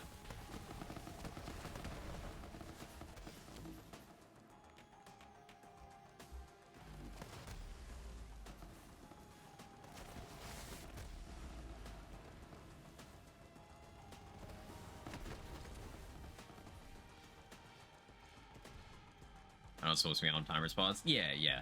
I'm leaving the timer from the, we got a new record for Amara True Guardian takedown today, Gage. Absolutely smashed the old record. 12-second improvement.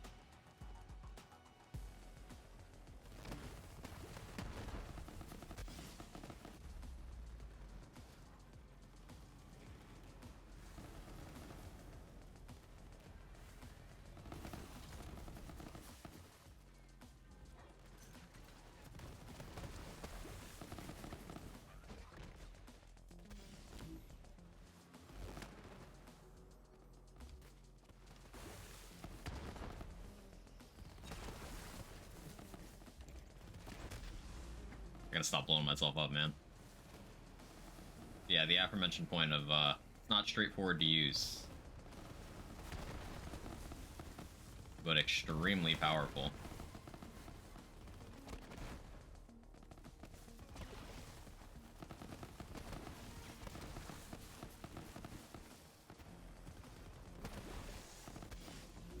Got ability trying right now. Just messing around with the gargoyle right now. Underrated gun. Got mentioned in chat, so I grabbed one and we're just kind of pew-pewing. Like my knife just partially disintegrated while cutting an apple. Time to buy new knives. How does that happen?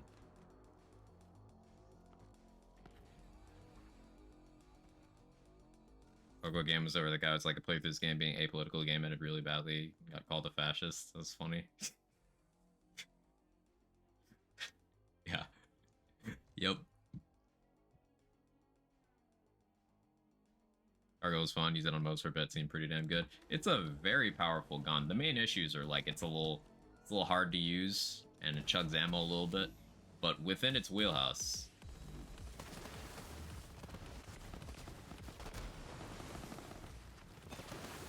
It is my second favorite COV pistol, behind the good old Skexel. We'll do a Skexel run next. It's gonna be heat. It's gonna be amazing.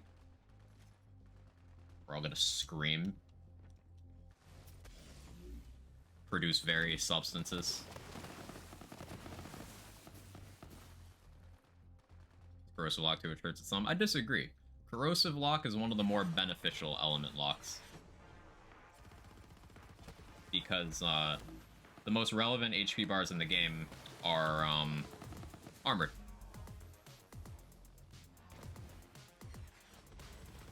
So element lock in general is obviously not as favorable as no element lock at all. But if you're going to be locked to an element, this is one of the better ones. If not the ideal one.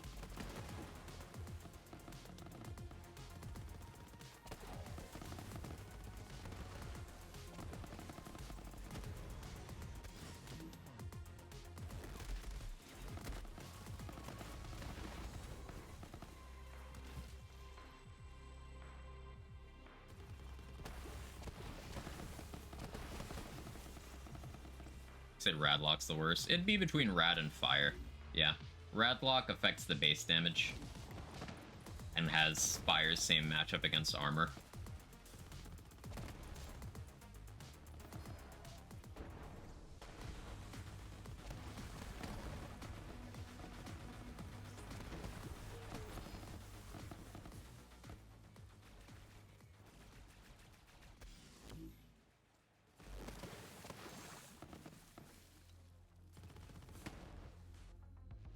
Most knowledgeable in BL3 makes sense. You have some good takes from what I've heard so far. Give yourself some credit. There's a lot of personal preference in conversations like this. That's my favorite element. Oh, Rad's awesome. It's just, it's one of those things that it's more beneficial to get as a secondary element rather than a primary. Like, radiation bonus elements are crazy good. Just where possible, using actual radiation guns is often hurting you more than helping. I.e., if you went with like a cryo boogeyman with a rad bonus element, you'd be doing better overall than doing the reverse. In a majority of situations, there's always exceptions.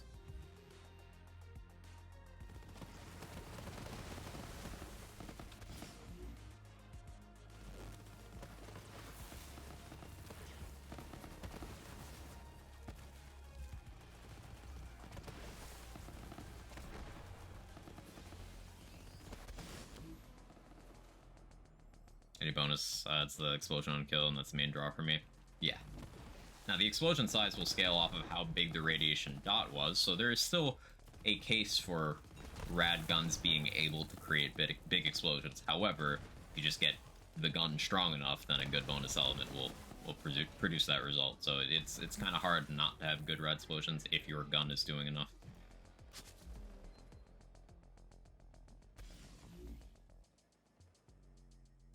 Yeah, as a bonus element, adds rad to the explosions, which is a huge draw. Also coincides with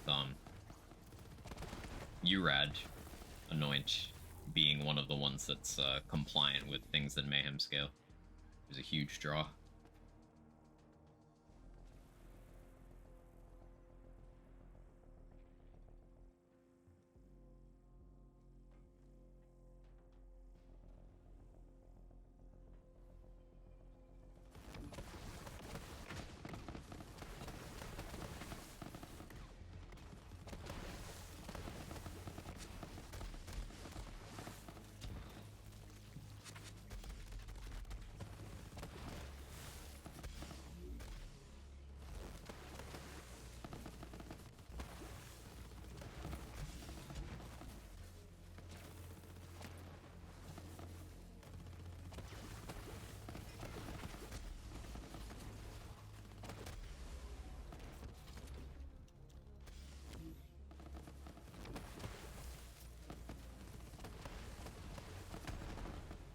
Oh, that's kind of a problem.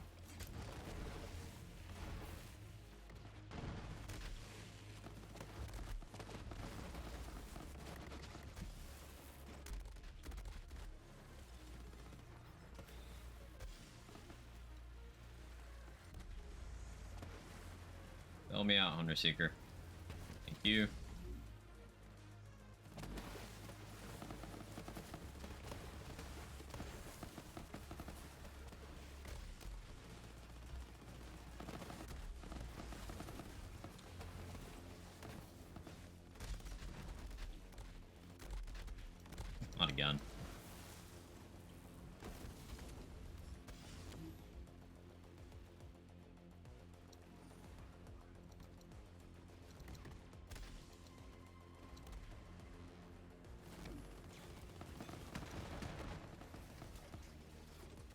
a gargoyle in my first playthrough of the DLC. Quickly became one of my favorites. So glad you think it's good.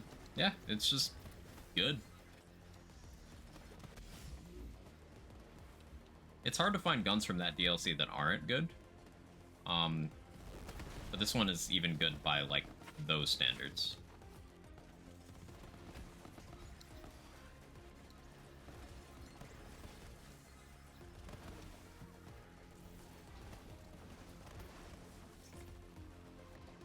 Other 2, Satisfaction. Satisfaction is not a bad gun. If you think Satisfaction is a bad gun, you've not shot a Satisfaction.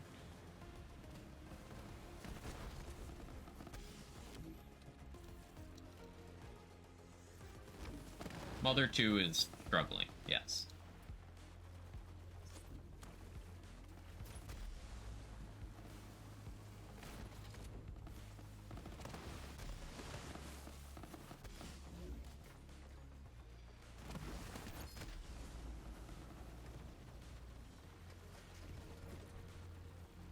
Fighting.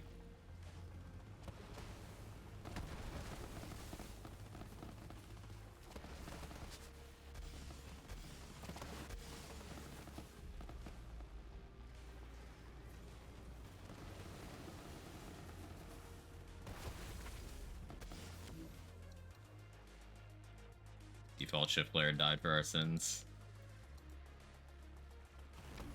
Rip to the homie. Every time I've tried it on Mo's, felt terrible compared to other launchers. So that's twofold. One, depending on your point of comparison, it's hard to justify. Two, 3 things. 2, it was buffed at a particular point. And 3, it's a massive AoE, slow-firing, element-flexible, sticky launcher with absurd card damage. It is something you shoot infrequently, directly hit a target, and they fucking explode for LOL amounts of damage. Which is not really how a lot of the launchers in this game end up being used. It's not click in a cardinal direction and watch the red dots disappear. So it could have been how you were using it.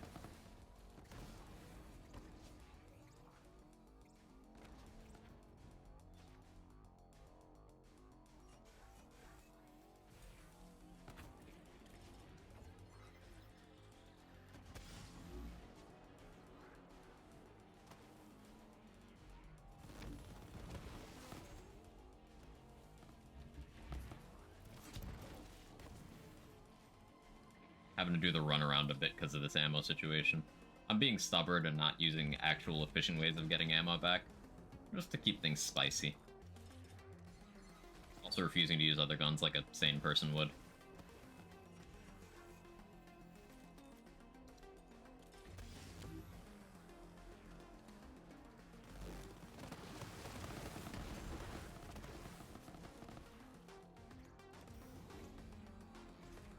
PSV2 is Mutant Flamadiddle.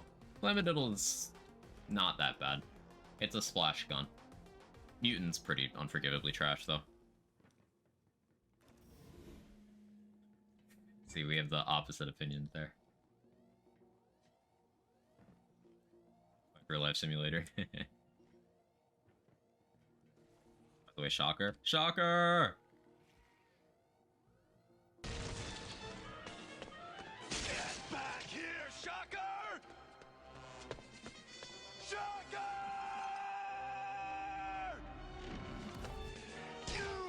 Escape me!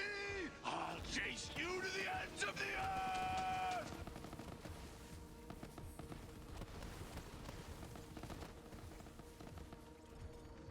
Ruby's Wrath reskin. It's a Ruby's Wrath upgrade. It's like, what if we took the launcher with 1,000,000 card damage and made it stronger?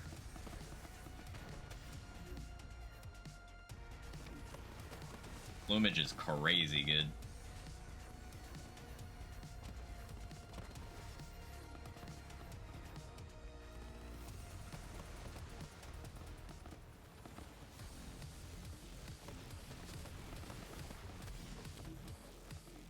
Oh, sorry, Woden. I didn't mean to kill him that fast. It was an accident, I swear. Officer, I didn't mean to.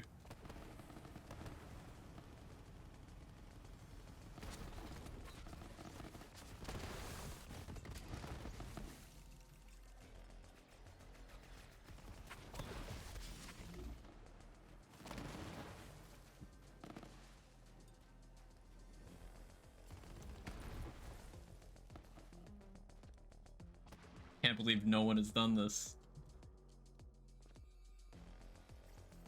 Fucking speeding tickets.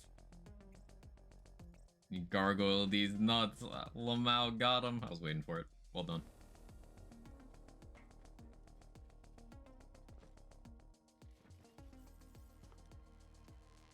It's just an oopsie daisy, I swear.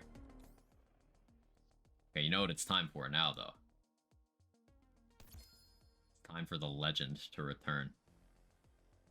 Get that free radical shit out of here. We don't use cringe guns. Ong. Different legend. Different legend. Similarly legendary, though.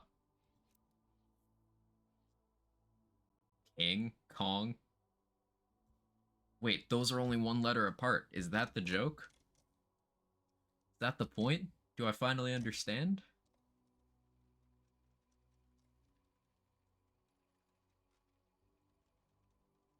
I have too many saves. No, I'm not looking for times 10 fist or sister. Or out for milkshakes. I'm looking for flaccid. There it is.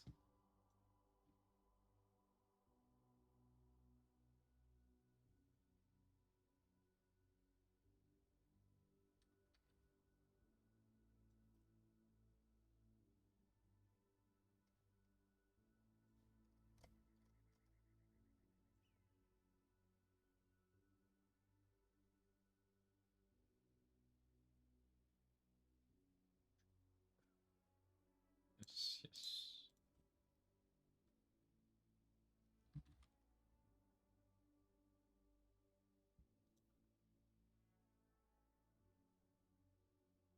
Not me reflexively trying to do default shift player stuff.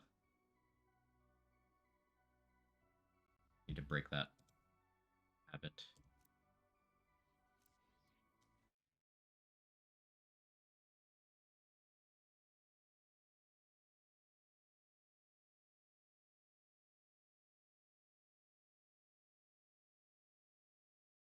Now it's time for the real based gun.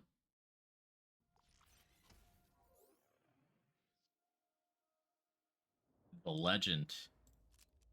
It's here.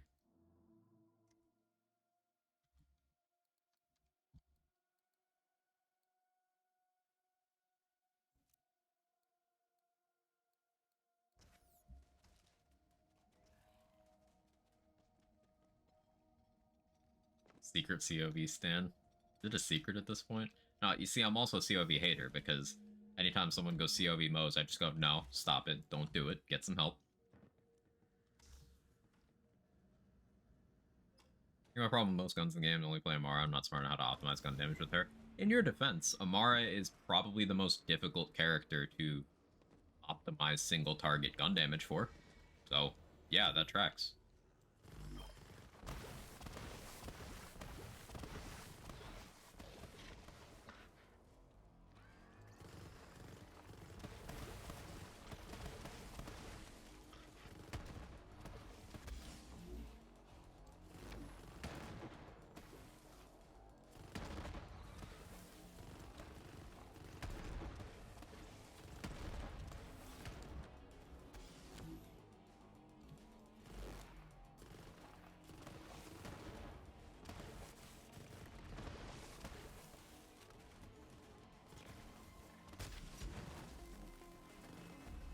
Ouchies.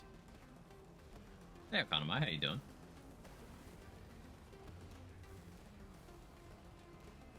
Hey, get me up.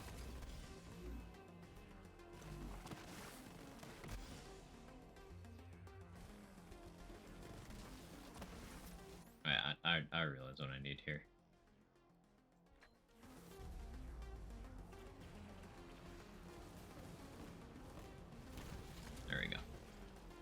I need a little fire rate. I don't have ideal gear for this. This gun is so enjoyable.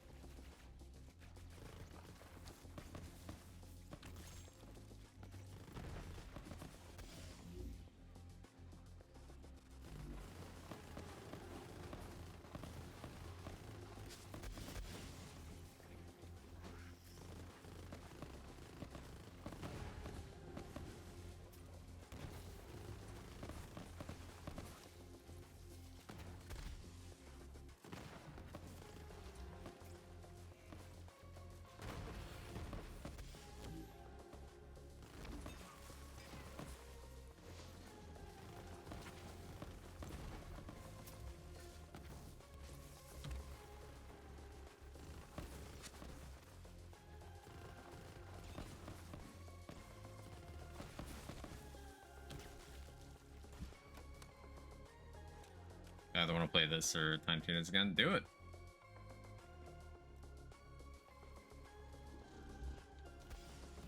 Bad reload for most and CAV weapons isn't a big deal if you're good at edging the overheat. So you got to be good at edging to play most. Is that what you're getting at? Because I agree. I'm just making sure we're on the same page.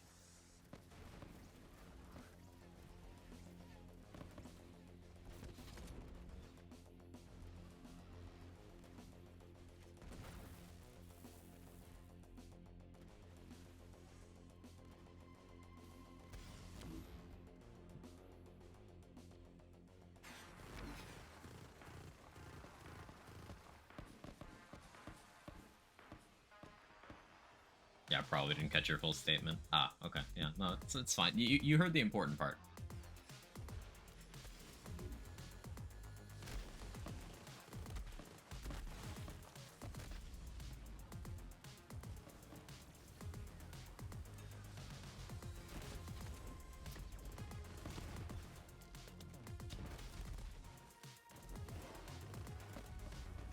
Stop downing me. It's rude.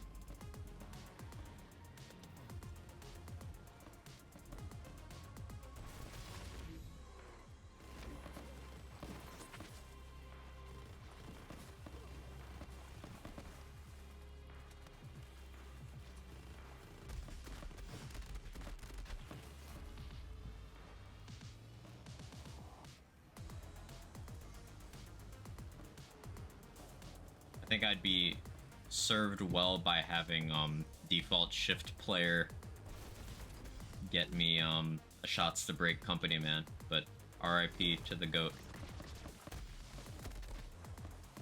I'll just kill things at a reasonable speed. Fine, make me listen to more of this good soundtrack.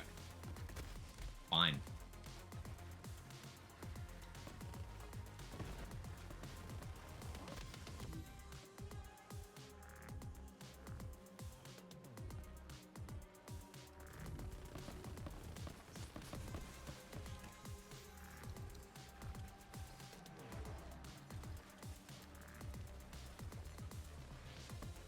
Ah, yeah, it's my best friend, default shift player.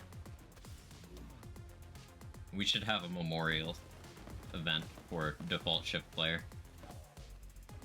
They were taken too soon.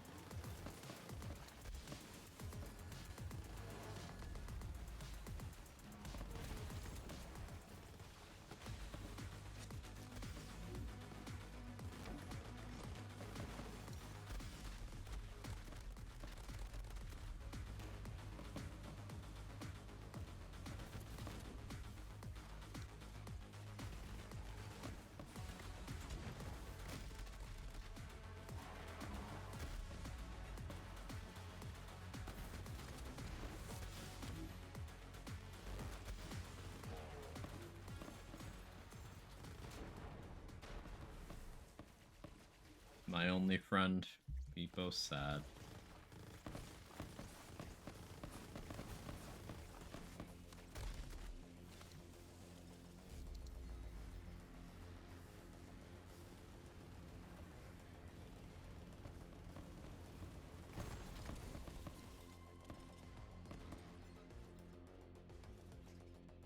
They hated default shift player because they were telling the truth. They didn't want you to know what default shift player knew.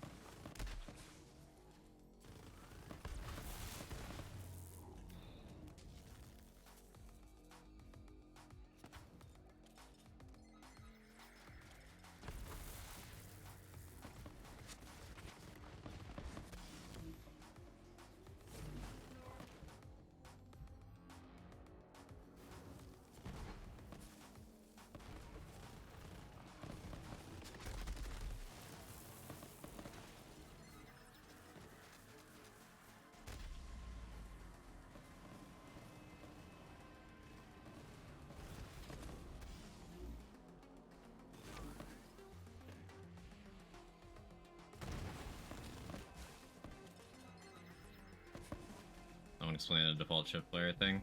So the preferred method of quick item generation that a majority of us theory crafters used for a long time was basically using a save editor to generate an item, copy the code of said item, and then use the hotfix injector to send us a copy of the item to our mailbox, and it would show as being received from default shift player.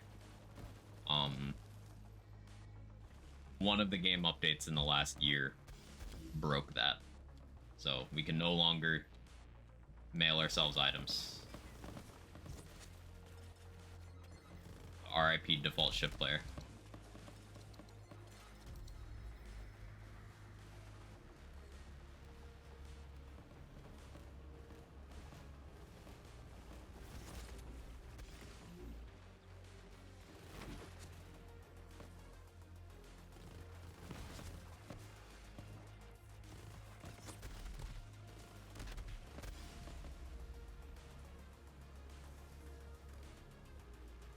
I should let my reload finish.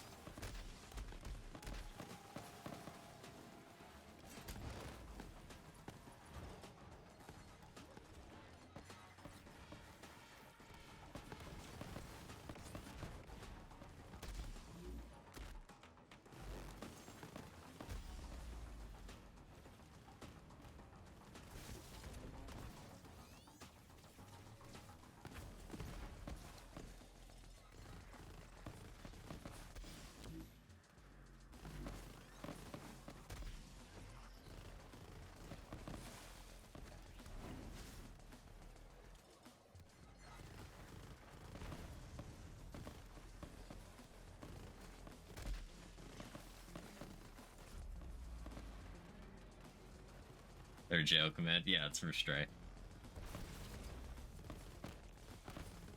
That was still the funniest shit for no reason. I don't know why I find it so funny.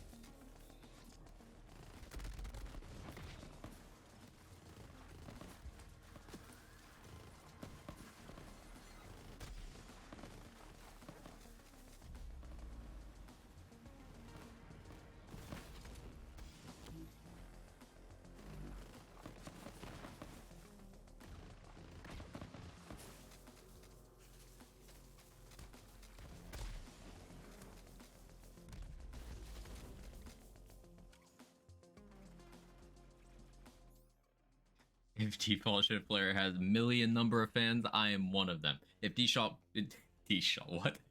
Default shift player has 10 fans, I am one of them. If default shift player have only one fan, and that is me. If default shift player, it's hard to say, has no fans, it means I am no more on the earth. If world against the default shift player, I am against the world. Hit like if you think default shift player best player and smart in the world.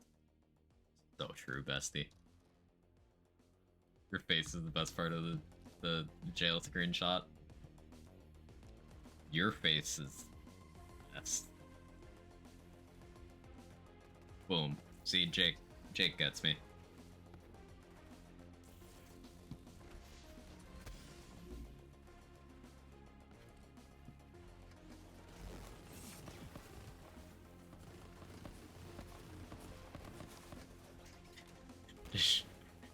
Sean the player.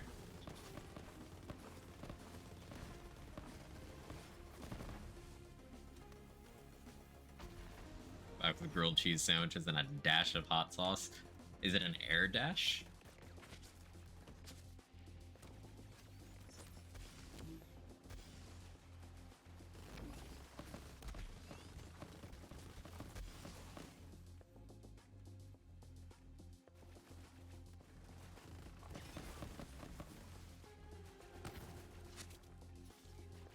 What's your message been? Because it's the truth, yeah. A Sonic spin dash. Have you considered trying a backwards long jump of hot sauce?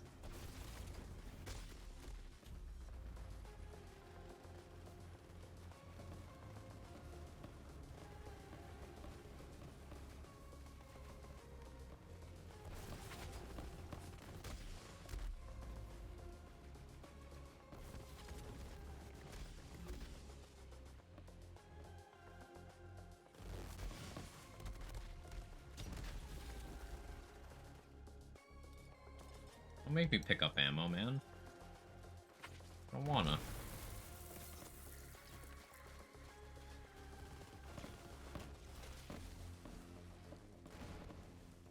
Throw the bottle too close to the plate and some squirt out.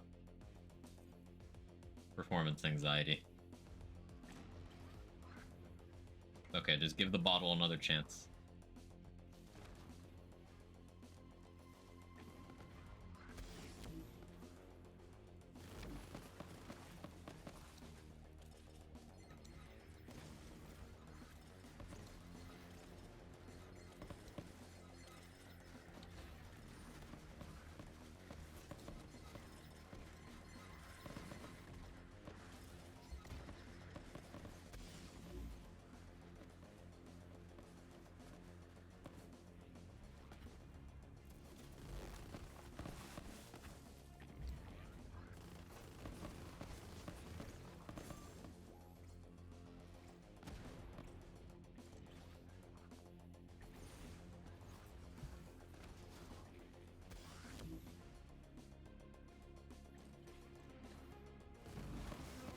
There we go.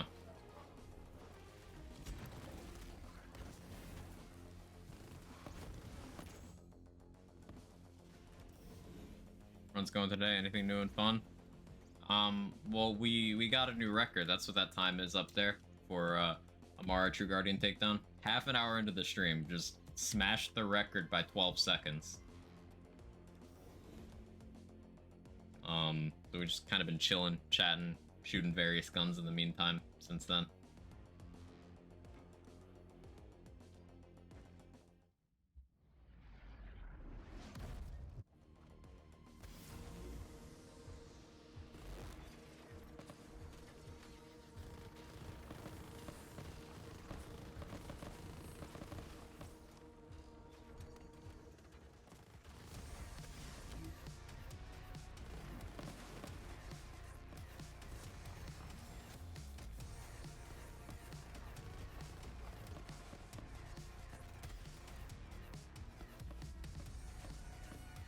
That was just unfortunate.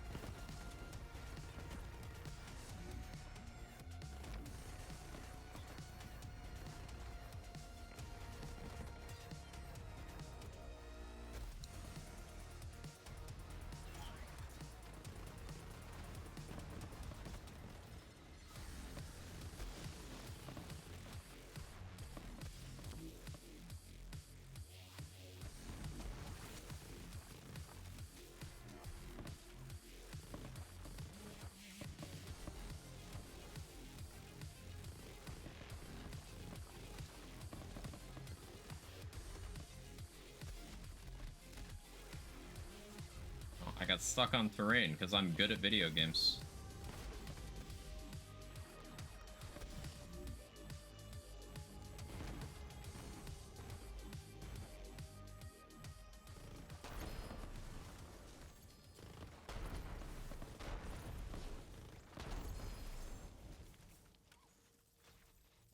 Legs! Trimmer! Legs! Depth terrain.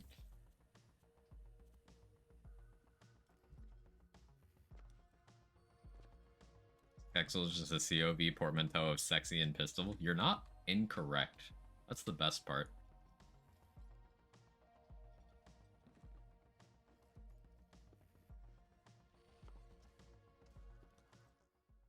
All the god rolls are in the legs.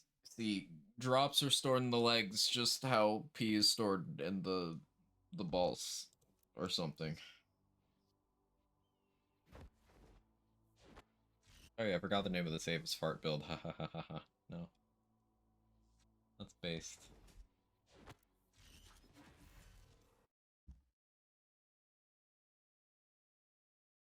That's just anatomy. Uh-huh.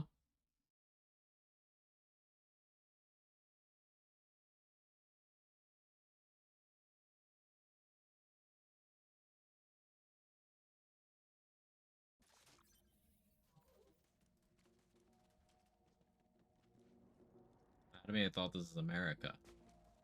Yeah, sorry for the science. I got a little too controversial there. My bad. Freedom. We're good now.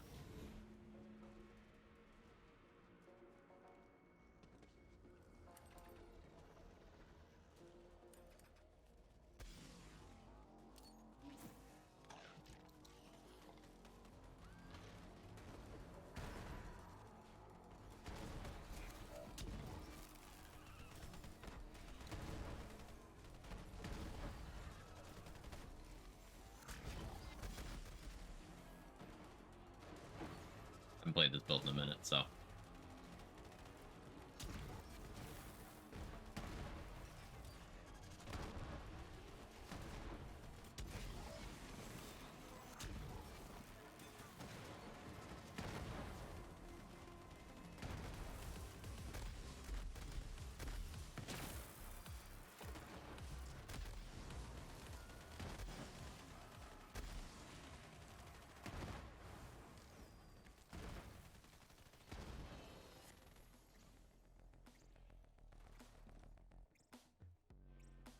Weird flag gameplay, the pets are actually doing damage. Something's fishy.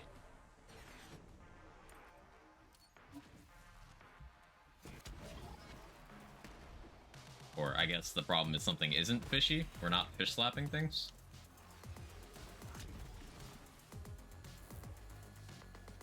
Not the AI bug.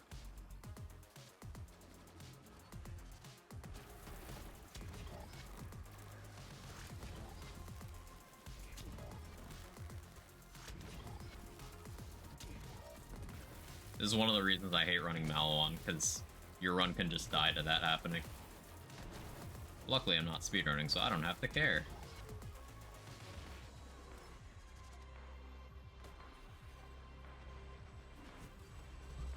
Oh, and then I got the clone bug immediately after. Where clone just respawned with my gun instead of what he was supposed to have. I love that for me.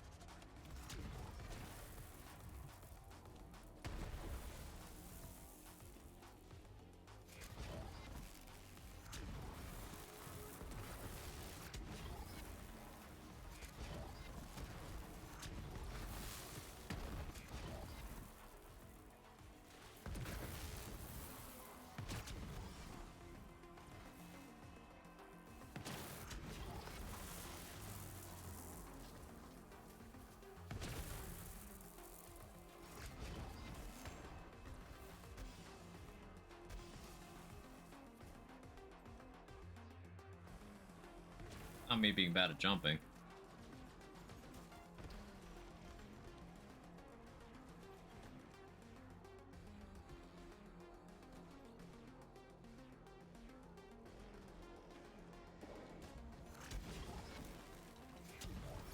Quick jump aim. How dare you?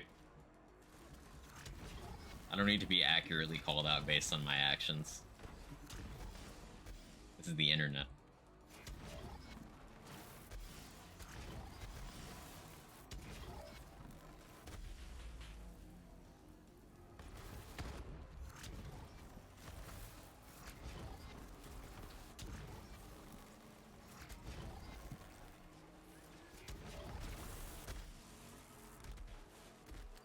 Dr. Seven, how you doing?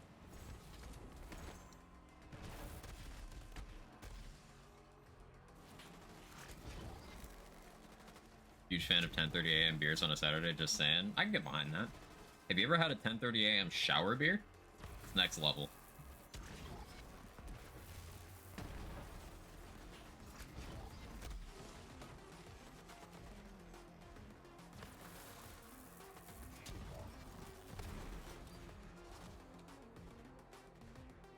Dusclops goes crazy. I can believe it.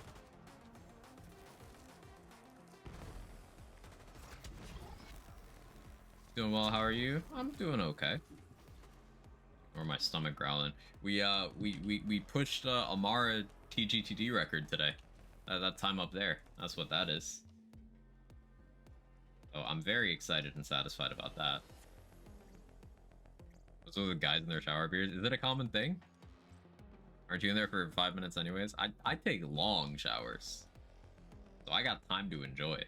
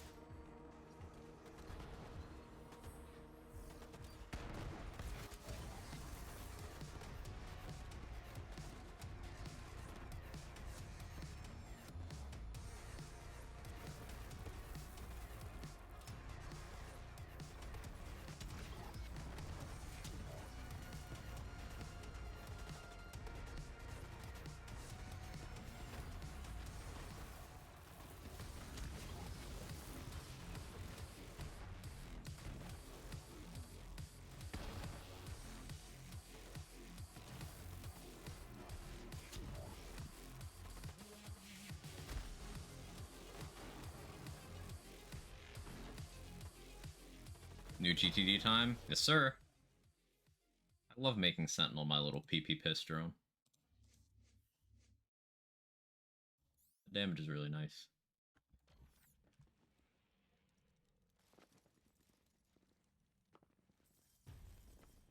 I'll play that matcha game so I can build team in game. Yeah, we'll do that.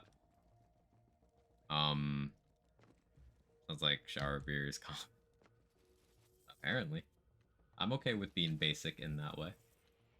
But yeah, CZ. 1653. Smashing the previous record by 12 seconds. Yeah, it was on the Pestilence build. We changed some stuff. Here, I'll pop over to the save.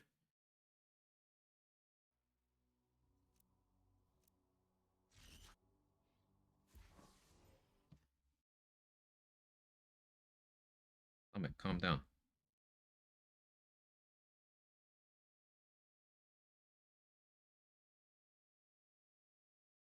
Shower beer fridges. I want one. Yeah, no longer using Terror. Instead, we got Kill Stack again on the Face Puncher and the EMP5. Went with the Action Skill Start Nova on the red suit. Not specifically for the Novas, those are just kind of there, but so that we have better uptime on Trust in Yourself.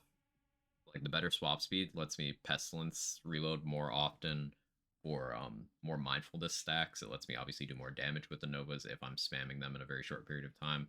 Lets me reload the Face Puncher faster.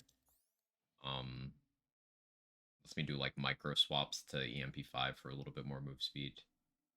We went back up to the 3 Vigor spec for more move speed.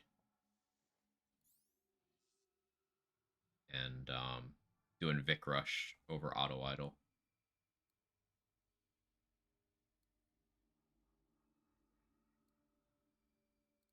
So just all in on damage and speed.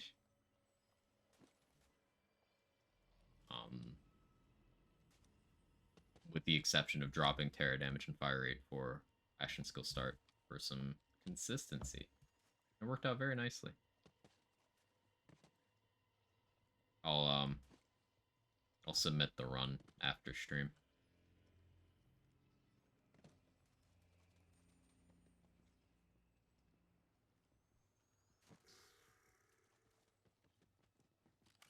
Not doing another, are you? No. Well, reflexively, muscle memory. Thank you, Nunu. Thank you. I would have started not realizing what I was doing.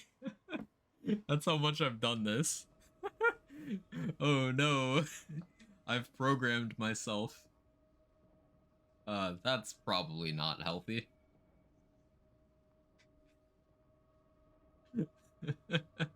Oh no. I had, yeah, intervention time. I had no agency there. It was just happening. Short shower is mostly a thing if I don't have time but do need a shower, that's just 5 minutes. But most of the time I'm in there for a bit. It's soothing. Yeah. You're back, bro. I appreciate you. I'm hungry. We've made good progress today. Short stream, only 3 hours, but achieved the goal for the stream in the first 30 minutes, so that was cool. That was pretty sick. Yeah, I'm done for the day. Y'all are awesome. Tomorrow's scheduled day off. I don't know what I'm streaming Monday, so I'll decide Monday 10 minutes before I go live. That'll be that. Lazy's on, we'll go over there. Bye, done for the day. Never change. Metroid, oh yeah, that's in the queue. Bug's Life? Maybe.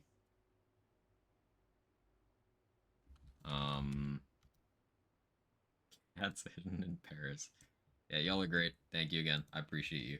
Have a wonderful rest of your weekend. Bye-bye.